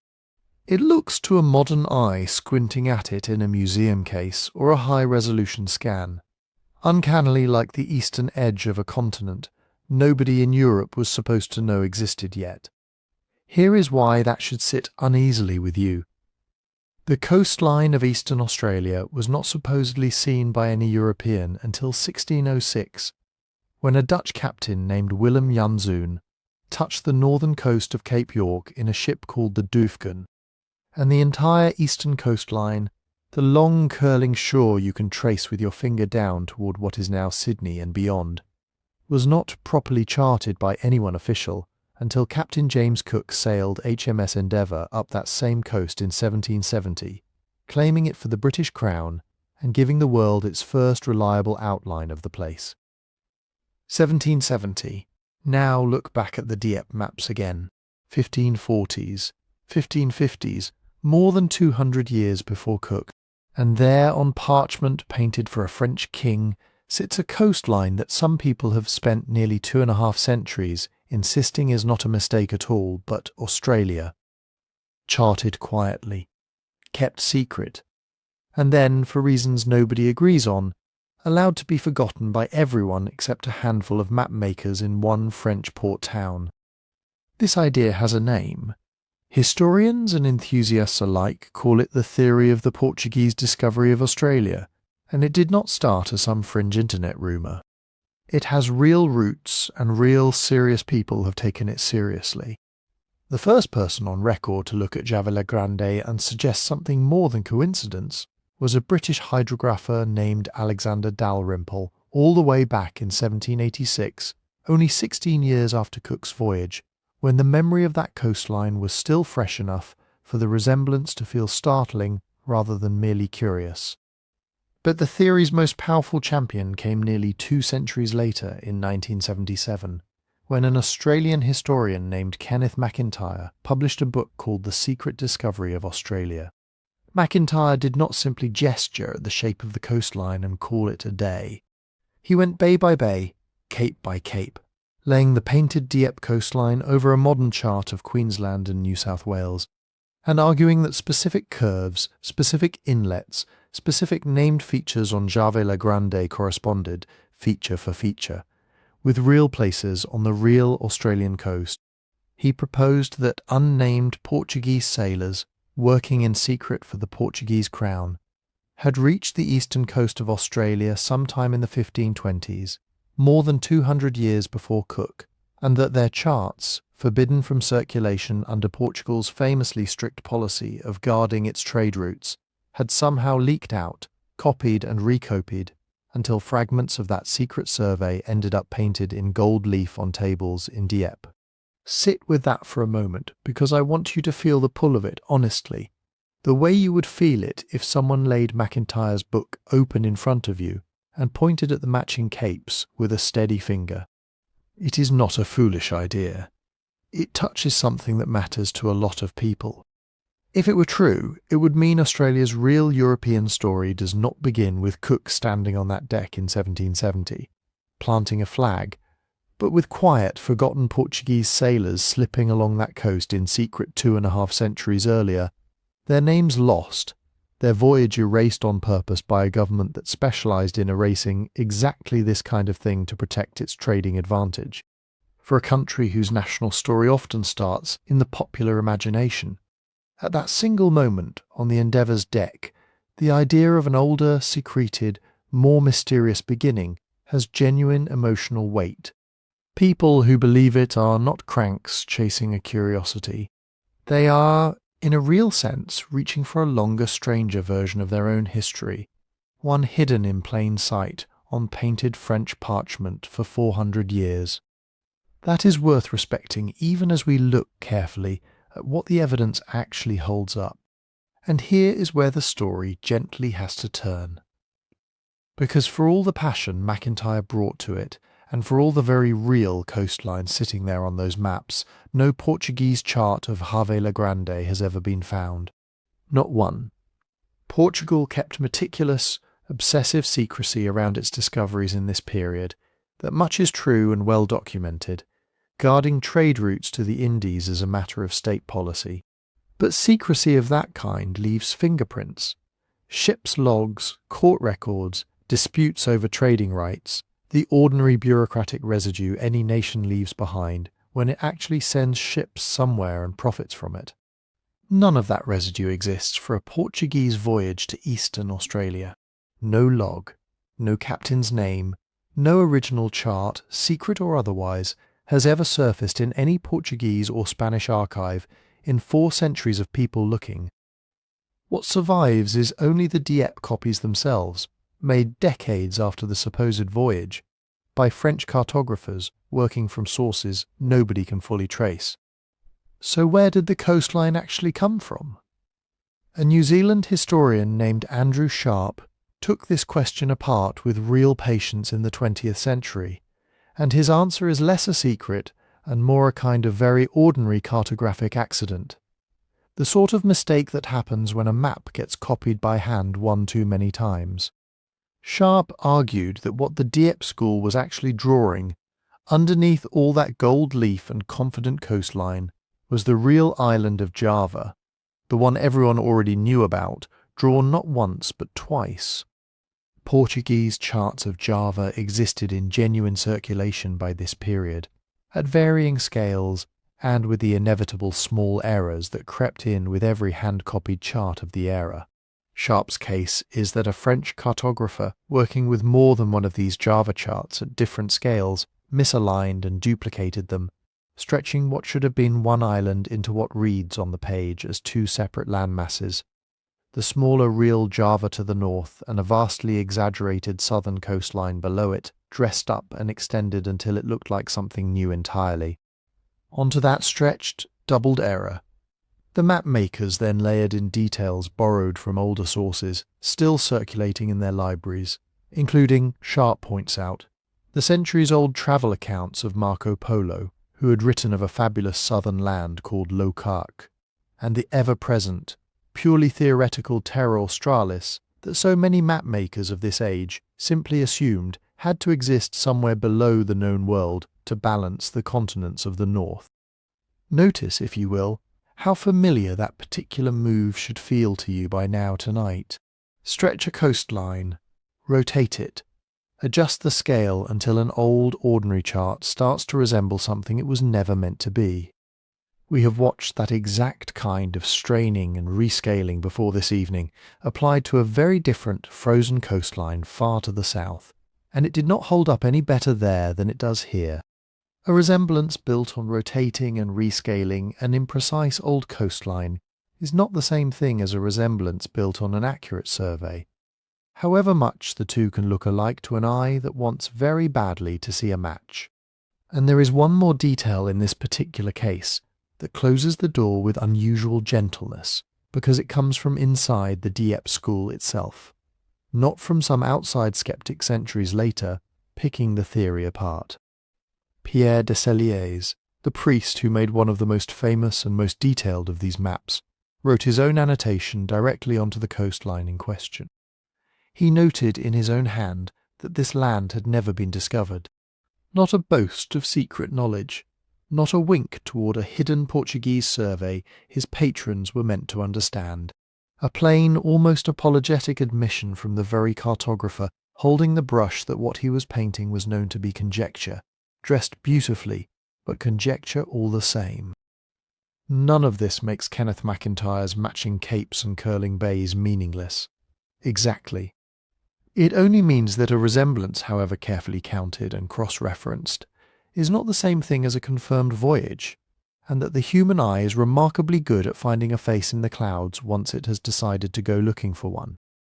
What Jave la Grande actually reveals, when you set the wishful version gently aside, is something almost more human than a secret voyage would have been.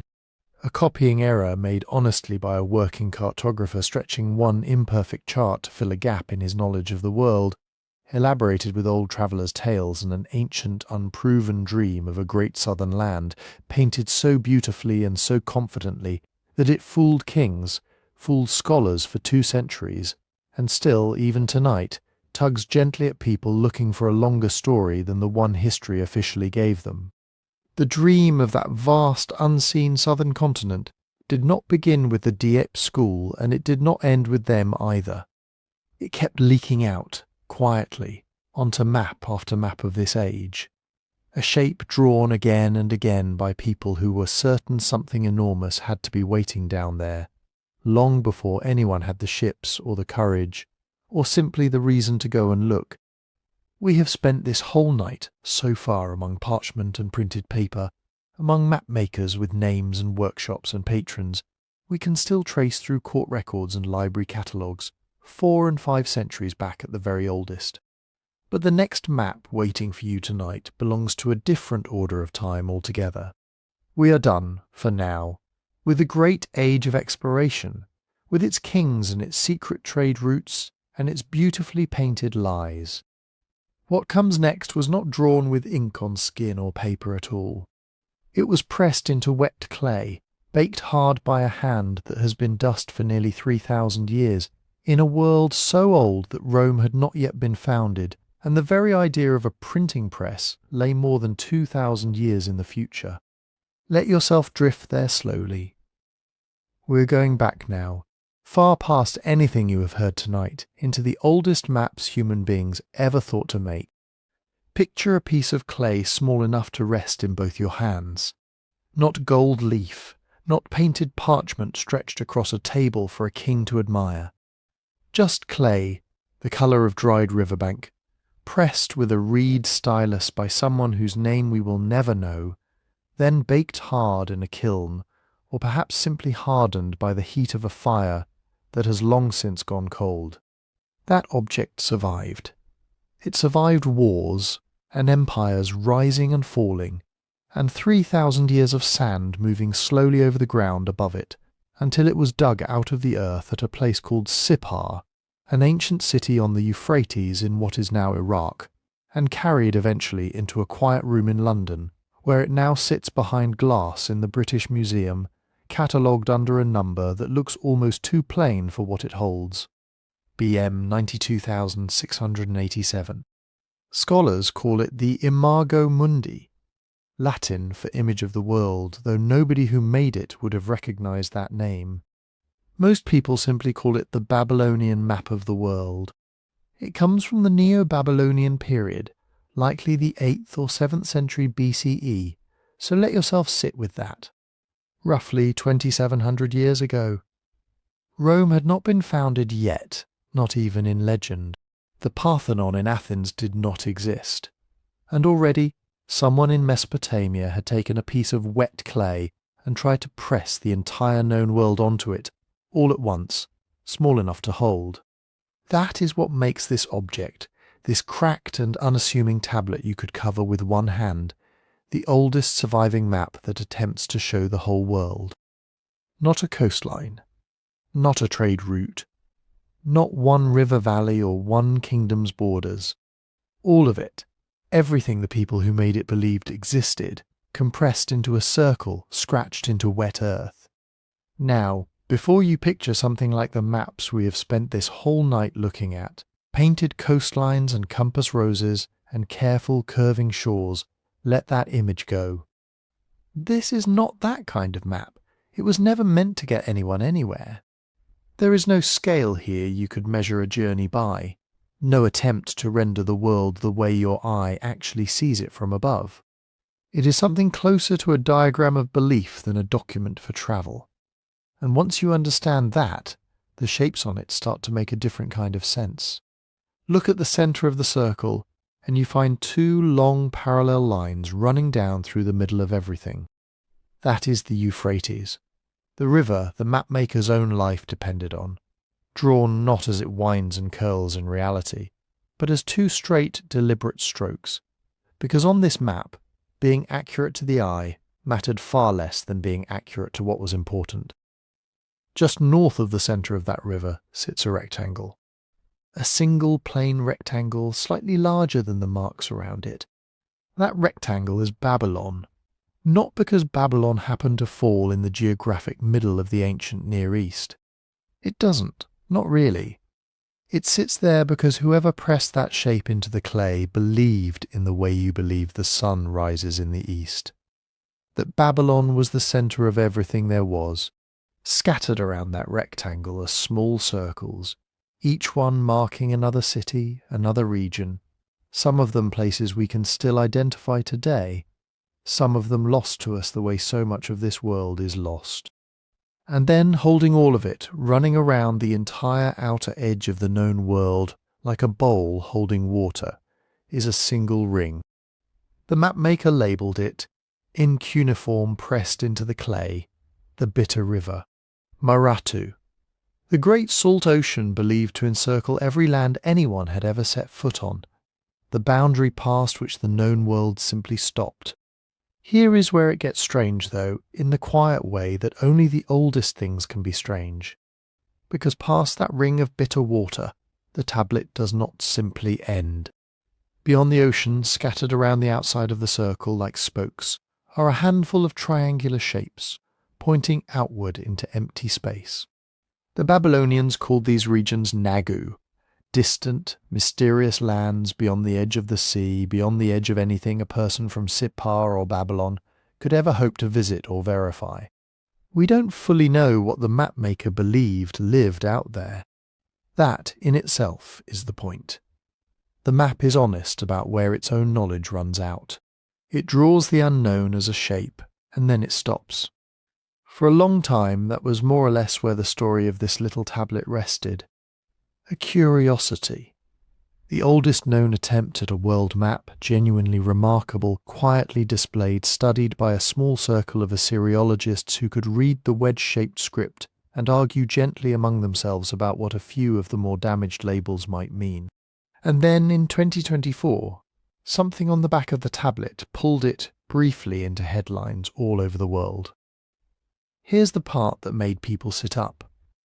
The front of the tablet is the map itself, the circle, the rectangle, the ring of bitter water, but the back of the tablet is covered in dense cuneiform text, and for a long time large sections of that text were simply too broken, too eroded to read with any confidence.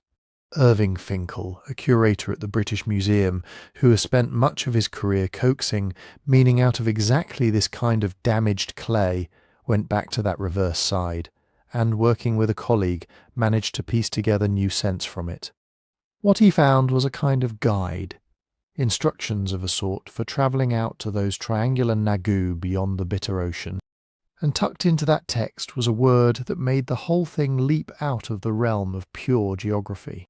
Parsiktu.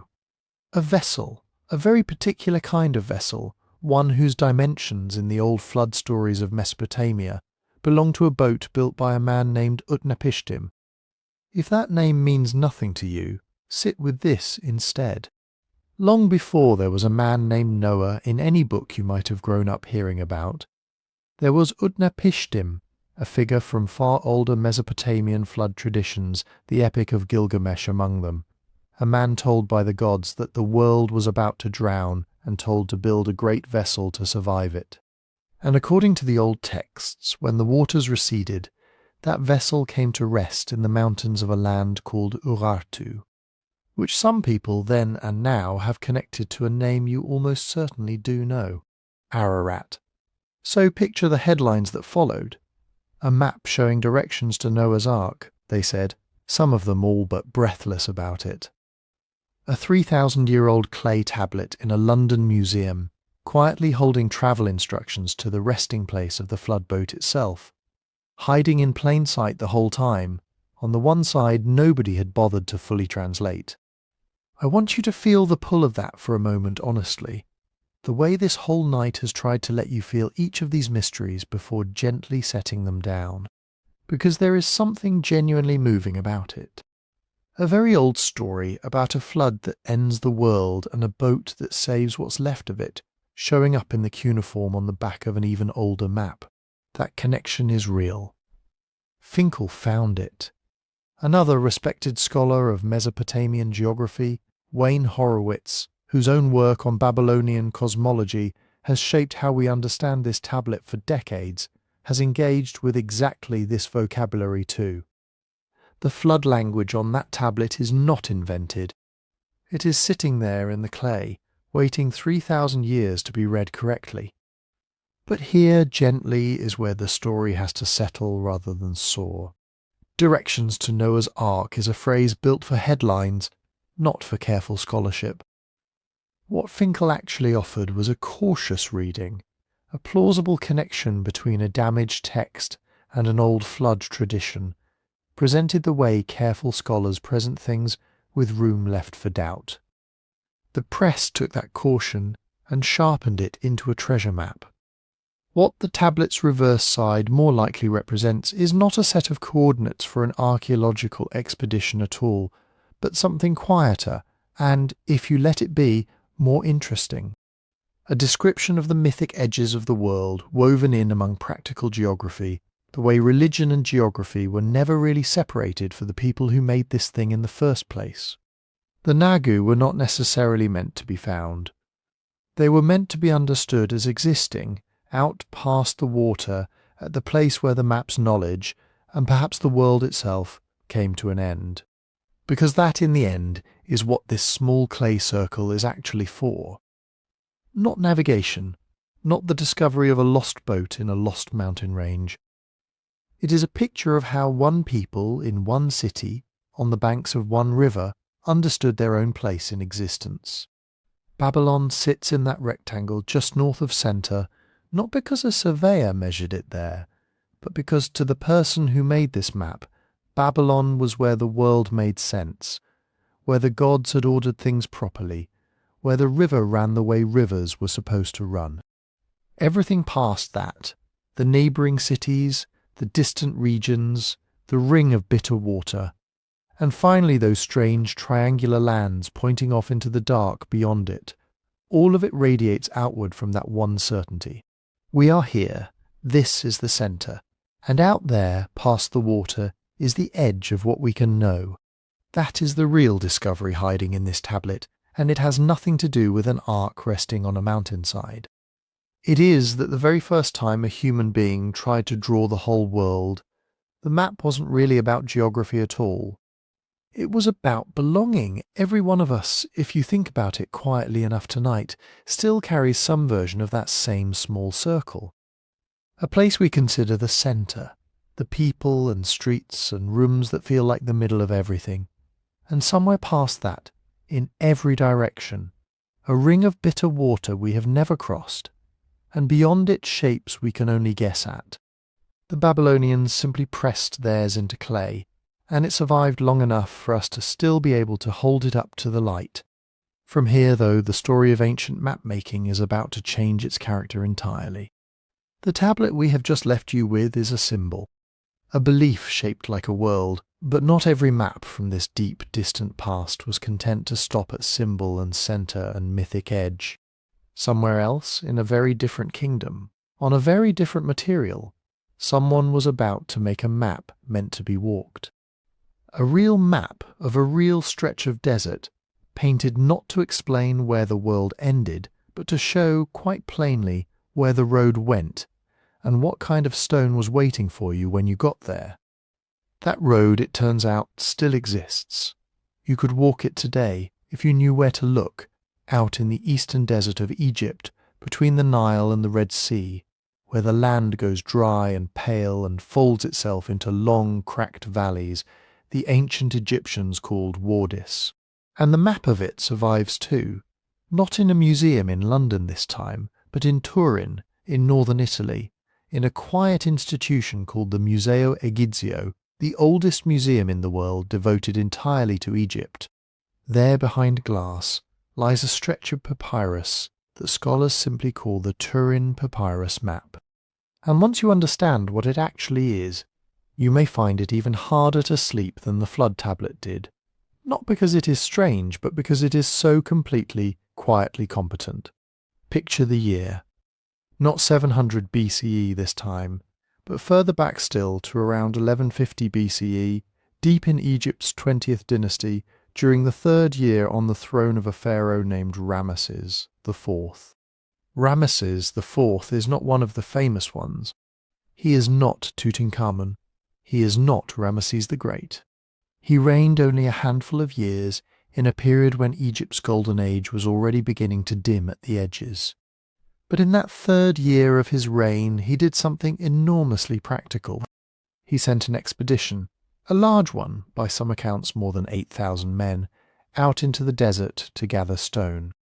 Not just any stone, a dark, prized material called Bekin stone, a fine-grained greywacke that Egyptian sculptors used to carve the faces of gods and kings, the kind of stone that could hold a polish and catch torchlight in a tomb 3,000 years after the sculptor set down his chisel.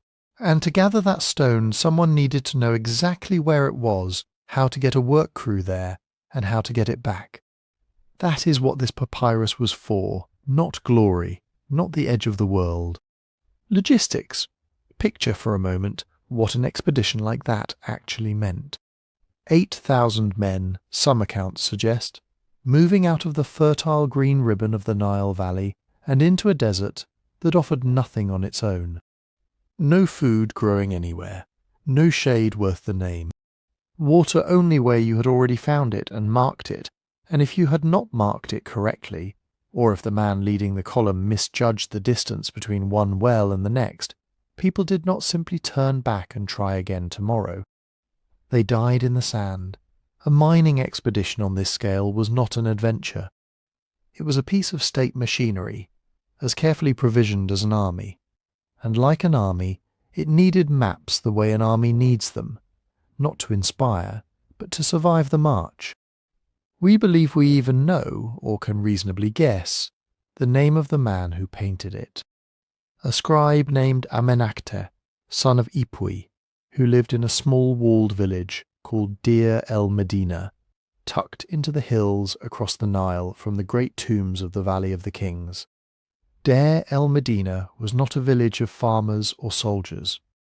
It was a village of specialists built to house the artisans, painters and scribes who carved and decorated the pharaoh's tombs, generation after generation, a community of literate, skilled people living in the shadow of the desert they served. Amenakte was one of its most prominent scribes, a man whose handwriting scholars have learned to recognize across dozens of surviving documents. And somewhere in his working life, he appears to have taken up a brush and painted a picture of a road. Picture the papyrus itself. Reconstructed from its fragments today, It stretches to roughly 2.8 meters long, nearly 9 feet, a long, low strip meant to be unrolled and studied, not admired from across a room.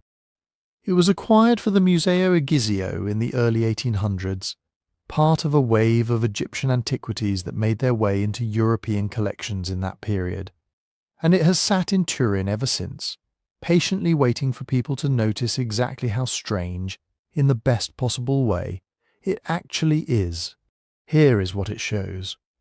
About 15 kilometers of a real place, the Wadi Hammamat, a dry riverbed valley slicing through the eastern desert on the route between the Nile and the Red Sea. On the papyrus you can pick out the wadis themselves, painted as winding pale channels, and the hills rising between them in soft brown mounds. You can find the quarry where the Beacon stone was cut. You can find a gold mining settlement, complete with tiny painted huts where the miners actually lived, packed close together against the heat. There is a well marked, because in that country, marking where the water was could be the difference between an expedition that came home and one that did not. And there is a small temple, a quiet place of worship set down among the huts and the stone, because even a mining camp in the middle of nowhere needed somewhere to make an offering before the work began. Now sit with that for a moment.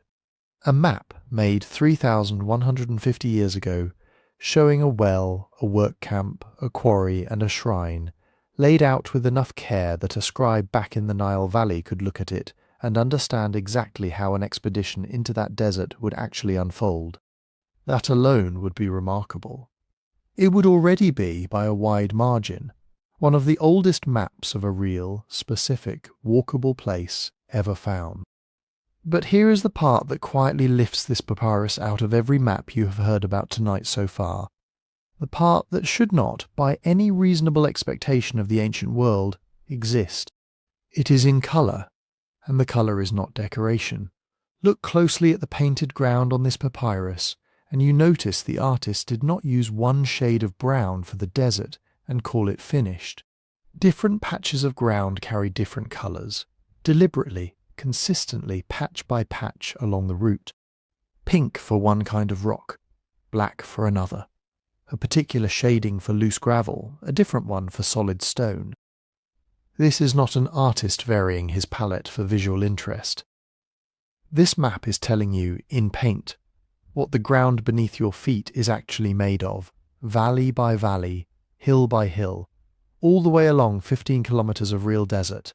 Say that a little more plainly, because it deserves to be said plainly. Someone, working for an Egyptian mining expedition 11 centuries before the birth of Christ, painted a document that distinguishes rock types by colour correctly across a real landscape. That is not simply a map. That is, as far as anyone has ever found, the oldest surviving geological map on Earth. A geological way of seeing the world, a habit of mind that treats the ground itself as something with a structure worth recording, roughly 3,000 years before geology existed as anything you could call a science. And here is the part I want you to hold on to, especially gently tonight, because this whole night has walked you through map after map where the wonder needed a caveat attached to it. Piri races frozen south that bent, on closer look, into an ordinary coastline. Oronteus finds continent that only matched Antarctica if you rotated it, shifted its pole and shrank it down. Boach's split continent that was reasoned, not remembered. Zeno's whole map that turned out plainly to be a lie. Even Babylon's clay circle, so hauntingly close to a treasure map, needed the headlines gently walked back into something quieter. This one does not need that. There is no correction coming. No press exaggeration to deflate. This is simply, verifiably, exactly what it looks like. In 1992, two geologists, James Harrell and Vincent Brown, went out into the eastern desert themselves, papyrus reconstruction in hand, and walked the Wadi Hammamat looking for the ground the ancient scribe had painted. And they found it. The hills lined up. The quarry lined up. The colour-coded rock types on the papyrus matched, with genuine precision, the actual geology sitting under the desert sun 3,000 years later. Not a rough resemblance stretched to fit a theory. A match confirmed on the ground by trained scientists doing the kind of field work this papyrus itself was made to support. Harrell and Brown were not the first to notice the map was unusual. Scholars had puzzled over its details for decades, but they were the ones who finally took it out of the library and set it against the land itself, wadi by wadi, until the fit became undeniable.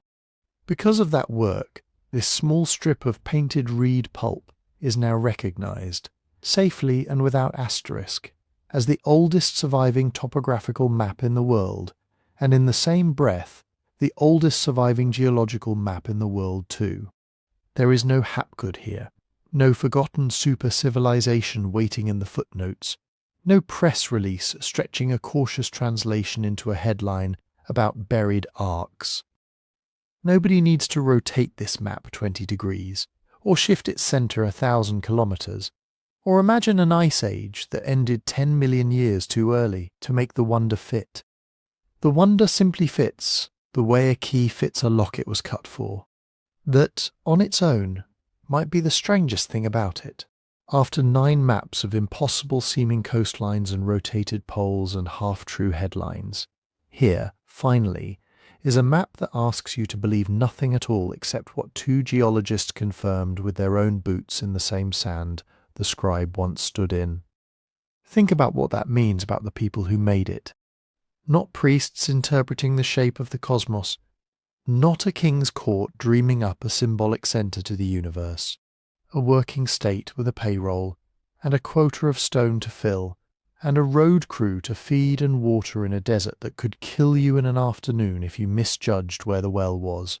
Somewhere in the machinery of that state sat a scribe, trained not in myth, but in observation, who understood that the difference between one patch of hillside and the next, the difference between good beacon stone and ordinary gravel, between where the gold-bearing rock sat and where it did not, was worth painting in careful distinguishing colour.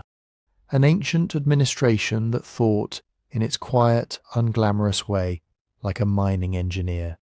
A map made for no reason grander than making sure the stone and the gold actually made it home. There is something almost tender about that, if you let yourself feel it. Not a monument to a god, not a claim about the edge of creation. Just a scribe named Amenacte, son of Ipui, sitting somewhere in a village of artisans across the river from the Valley of the Kings, mixing his pigments with enough care that a document he painted for a single mining season would still be legible and still be true 31 centuries later, when 2 geologists finally walked out into that same desert to check his work. 9 maps now, carried across 5,000 years of ink and clay and dye and painted reed, from gazelle skin to heart-shaped parchment to a small clay circle from Sippar to this long quiet strip of Egyptian papyrus. And each one, in its own way, has turned out to be a story about how far the human mind was willing to reach. Whether toward a coastline it had only heard about, or a god at the centre of everything, or simply the honest colour of the ground beneath its own feet. But there is one map left, and it is, by a wide, almost uncomfortable margin, the oldest thing you will hear about tonight. Older than Egypt's stone cutters, older than Babylon's clay, older by centuries than either one. It was not painted, it was carved, cut into solid rock by people who left no names behind at all, in a part of Bronze Age Europe you would not expect a map to survive from, and then, in a final strange turn even this night has not yet given you, it was buried, placed deliberately into the wall of a grave, and left there in the dark for a very long time indeed, long enough that when it finally came back into the light, it had already been forgotten once for more than 100 years, all over again. Picture the year 1900. Not in Egypt this time, not in Mesopotamia, but in Brittany, in the far west of France, in a quiet, damp region called Finistère, a name that means more or less the end of the earth. An archaeologist named Paul du Châtelier is out digging, as he has done for years, into the low grassy mounds that dot this landscape, the burial places of people who lived and died long before Rome, long before Gaul had a name anyone wrote down. And in a small hillside spot called Saint-Bélec, he opens a Bronze Age grave. A cist, they call it, a stone box built to hold a body, and one of the walls of that stone box is not the flat, unremarkable slab you would expect.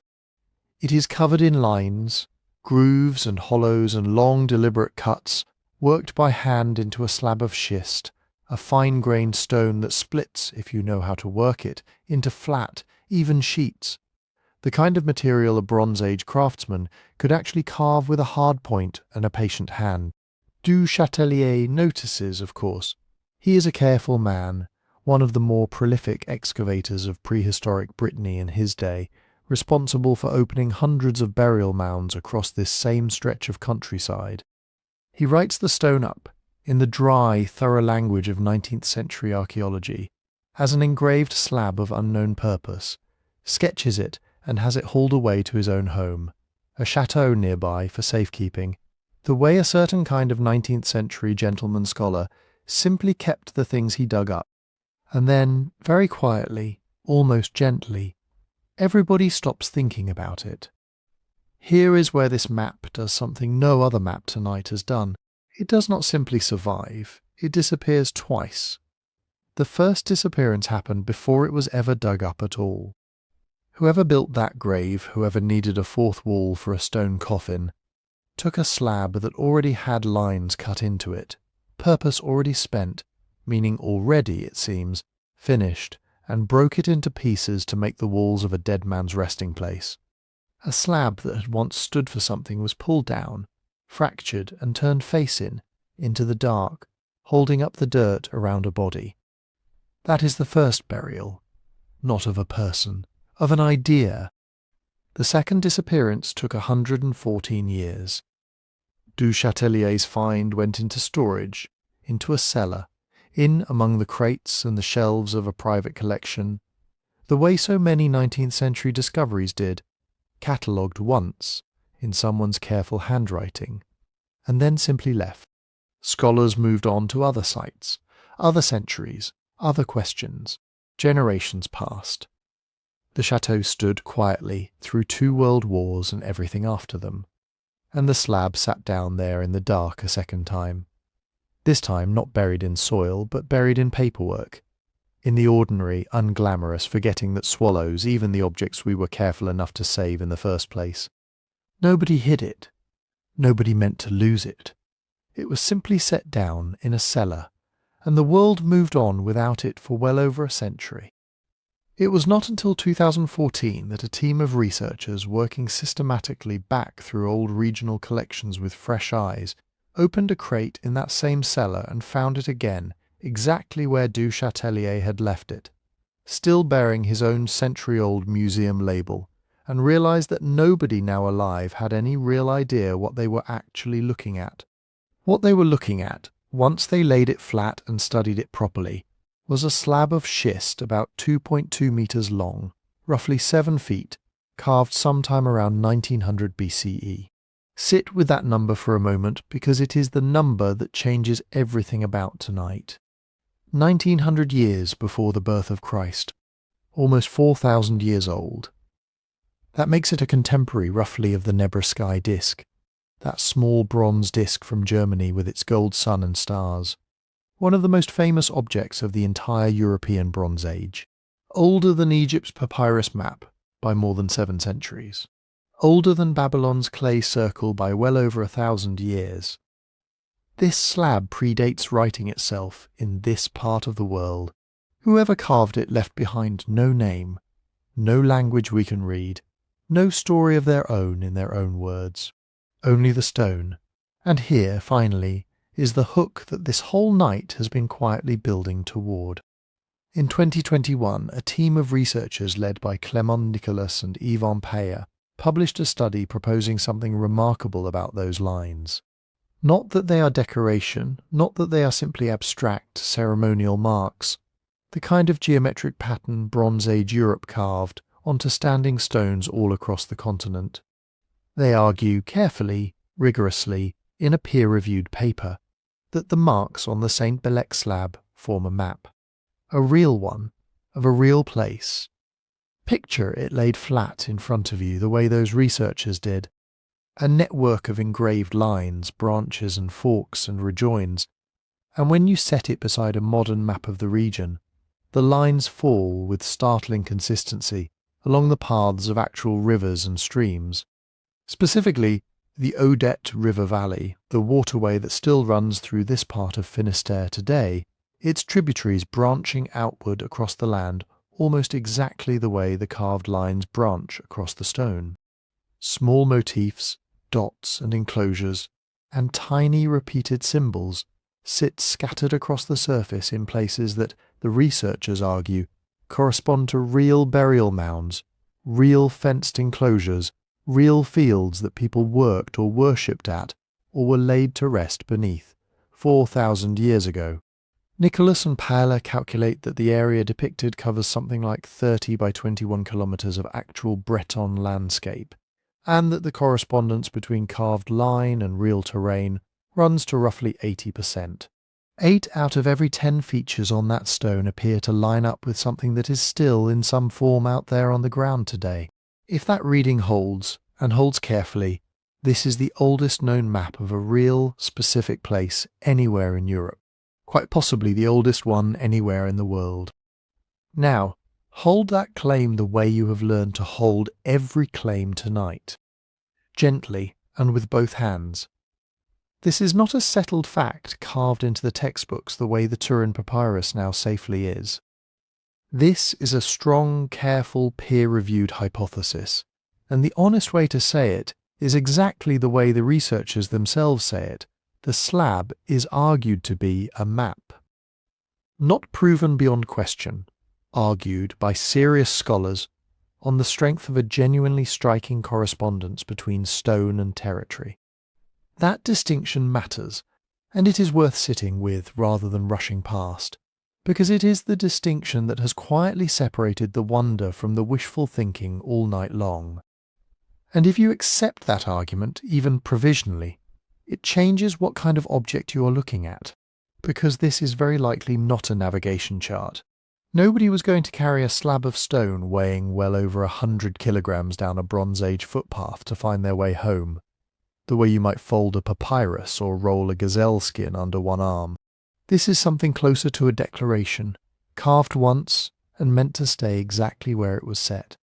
A cadastral map in the language modern land offices still use for it, meaning a map not of coastlines or currents, but of ownership, of who holds which valley, which stream, which cluster of burial mounds where the ancestors lie, which fenced enclosure belongs to which household, which fields feed which hearth. Read this way, the Saint-Bélec Slab is not a tool for travel at all. It is a chieftain's territory, laid out in stone for anyone who could read it. A Bronze Age statement that says, in perhaps the oldest cartographic language anyone has ever found, this land and everyone buried in it and everyone farming it belongs to me and to whoever comes after me, which makes what happened to it afterward feel less like an accident and more like a message. Somebody broke that slab. Somebody took a stone that had once declared a territory, that had perhaps stood upright somewhere for a generation or more, catching the light, and shattered it into pieces, and then buried those pieces, face down inside the walls of a grave, where the carved lines pointed only into packed earth and could never again be read by anyone standing above the ground. Archaeologists who study this kind of Bronze Age power and its symbols have a phrase for what this looks like, the deliberate killing of a monument. Not simple thrifty reuse of a convenient flat stone lying around, though it was certainly that too in the most practical sense, but something closer to a ritual undoing, a stone punished almost for what it once meant, at just the moment perhaps, when the authority it represented came to an end, when a chieftain died or a dynasty fell or a rival territory swallowed this one whole. A map, quite literally, buried with the dead, because whatever it once claimed no longer had a claimant left standing to defend it. 10 maps now. You have travelled across almost 4,000 years tonight to arrive at this one, and if you let yourself look back down that long corridor of ink and clay and papyrus and stone, you may notice something that was true the entire time, hiding in plain sight under every single one of them. Piri Reis, on his gazelle skin in Istanbul, was not remembering a lost world.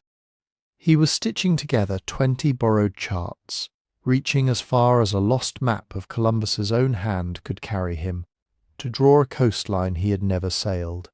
Oronteus Fine, in his elegant heart-shaped world, was not copying a survey nobody could have made. He was reasoning from symmetry, certain a great southern land had to balance the globe, and drawing it into being out of pure conviction. Philippe Bouache, in Paris, was doing the same thing with better instincts, deducing a divided, ice-buried continent from what he understood correctly, about how icebergs carve from frozen coasts. Niccolo Zeno was reaching for something else entirely, reaching for his own family's pride, and telling a lie so well crafted it sent real ships chasing phantom islands for 100 years. The scholars of Joseon Korea were reaching across an empire that was not their own, gathering into one silk map the accumulated sight of Arab sailors and Chinese cartographers and Mongol roads they themselves never rode. Martin Waldseemüller was reaching past the edge of Vespucci's reports, past everything Ptolemy had ever taught him, to guess at an ocean no European had yet confirmed. Even the Dieppe mapmakers, chasing a phantom Australia out of misread Portuguese charts, were reaching, however clumsily, toward a land they wanted very badly to already exist. The priests of Babylon, scratching their small clay circle, were reaching toward the edge of the knowable world and drawing themselves carefully into its centre. The scribe Amenachte, mixing his pigments in a village of artisans across the Nile from the Valley of the Kings, was reaching toward the honest colour of the ground beneath his own feet, so that a stranger reading his map a season later would know exactly where to dig. And now at the very bottom of all of it, 4,000 years down, past every parchment and every papyrus, past even Babylon's clay, a Bronze Age hand, whose name you will never know, whose language nobody now speaks, whose face no one will ever picture with any confidence, sat somewhere in a valley in what is now called Brittany, and reached toward the rivers and hills of home, and scratched them into stone, so that the shape of a life and a claim and a people would still be legible after. That hand itself had gone still and turned eventually to dust. 10 maps, 10 different reasons a human being once looked at the world or the small specific part of it they could actually reach, and decided it was worth holding on to. Not one of them, in the end, required a lost civilization to explain it, and not one of them needed to. What they required every single time was something quieter, and somehow larger, a mind reaching out past the edge of its own horizon, again and again, in gazelle skin and cordiform parchment, and painted reed pulp, and fired clay, and carved schist, for 4,000 years, refusing to let the unknown simply stay unknown. Some of those reaches were honest, and some were vain, and one at least was a lie dressed up beautifully enough to fool the world for 100 years. But underneath all of it runs the same current, patient and unbroken, from a scribe's brush in Deir el Medina to a chieftain's stonecutter beside a river in Brittany, the simple, stubborn human refusal to leave the world unmapped, unclaimed, unknown. And perhaps that more than any coastline or continent or buried river valley is the real map this whole night has been quietly tracing all along. Not where the land was, where we, all of us, across every one of those 4,000 years, were willing to go looking for it. So let yourself rest there for a moment, at the bottom of all of it, with that thought settling over you like a blanket pulled up in the dark. 10 maps, 4,000 years, and not one of them, in the end, needed a lost world to explain it. That was the fear, wasn't it? The thing that made each of these maps feel, at first, like a small crack in the story we tell ourselves about the past. The worry that someone somewhere impossibly knew, that a coastline drawn before anyone sailed it, or a continent sketched beneath ice no eye had seen, could only mean that some vanished and forgotten people had been here first, wiser than we ever guessed, and then simply gone. It is a seductive fear. It has sold a great many books. But watch what happened, gently, every single time we leaned in close enough to actually look. The impossibility did not harden into proof. It dissolved. It softened again and again into something quieter, and somehow in the softening into something far more moving than a secret ever could have been. You already know the whole list by now, map by map, reach by reach. Not one of them remembered. Every one of them reasoned or borrowed or guessed, or, in Zeno's case, lied, and then simply hoped the world would turn out to agree. None of it required a miracle. What it required every time was a mind. A person sitting somewhere in the lamplight or the desert sun or the damp green quiet of a Breton valley, looking at the small piece of the world they could actually reach, and refusing stubbornly, tenderly, to leave the rest of it blank. That is the real marvel of tonight, and it is a warmer one than any lost civilization. The wonder was never that someone impossibly knew. The wonder is how far the human mind has always been willing to reach, past the very edge of what it could see, and to draw down what it found there in ink and clay and paint and stone, so that the rest of us, drifting here in the dark so many centuries later, could still follow the line of that reaching all the way home. If you have enjoyed travelling that long corridor tonight, if some small map or some quiet reveal made you feel, just for a moment, a little more gently connected to all the hands that came before yours, then it would mean a great deal if you'd let us know. A like on this video if you're the sort of person who still has the wakefulness left to tap it. Helps more people find these stories in the quiet hours when they need them most. And if you have the words in you, leave a comment. I read them. I love to read them, especially this. Tell me where in the world you are listening from tonight.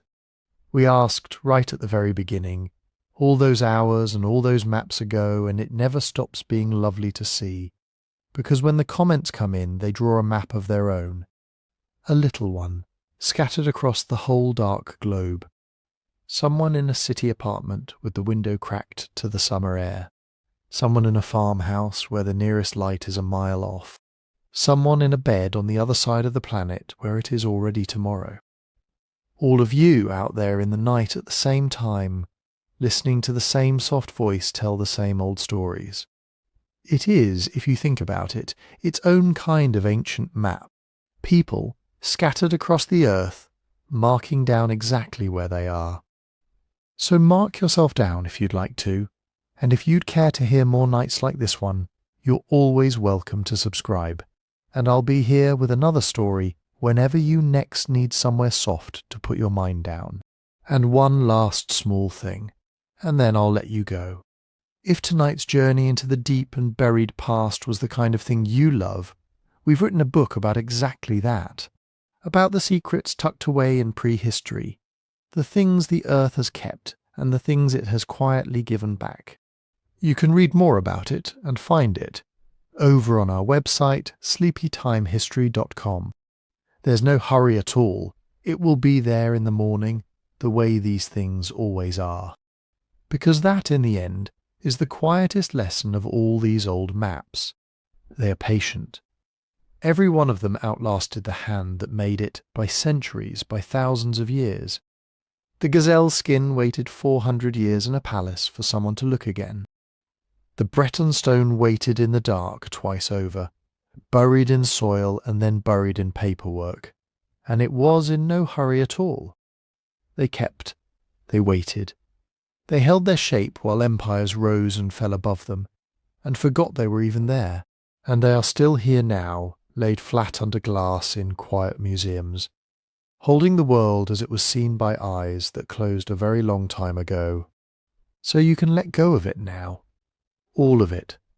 The frozen souths and the phantom islands, the clay circle with the whole world scratched inside its ring, the painted desert and the map of a river valley carved by a hand whose name will never be known. You don't have to hold any of it anymore tonight. The maps will keep it for you. That is what they have always been for. The world is very old. Older than any of these maps, older than any name written on them, older than we can really hold in a single waking thought, which is perhaps why it is easier to feel it here at the soft edge of sleep than anywhere else. And it is patient with us. It has watched every one of these small, brave, reaching hands try to draw it down to a size we could carry, and it has held still and let us try, and forgiven every place we got it wrong. The horizon you couldn't quite see past tonight will still be there in the morning. It always is. It waited 4,000 years for the last hand that tried to map it, and it can wait a single night for you. There is nothing left out there in the dark that you need to find before you rest. The coastlines are drawn, the rivers are traced. Every map that needed making has for tonight been made. So let your eyes close now if they haven't already drifted shut somewhere back among the maps. Let the last of the day loosen its hold. Let the names go soft and the numbers go quiet, and the long line of all those patient, reaching hands carry you gently down into the dark. The world is very old and very large, and it has been mapped for now as far as it needs to be. You can set it down. You can rest, sleep well, wherever in the wide and ancient world you are. The horizon will keep, and it will still be there, faithfully, in the morning.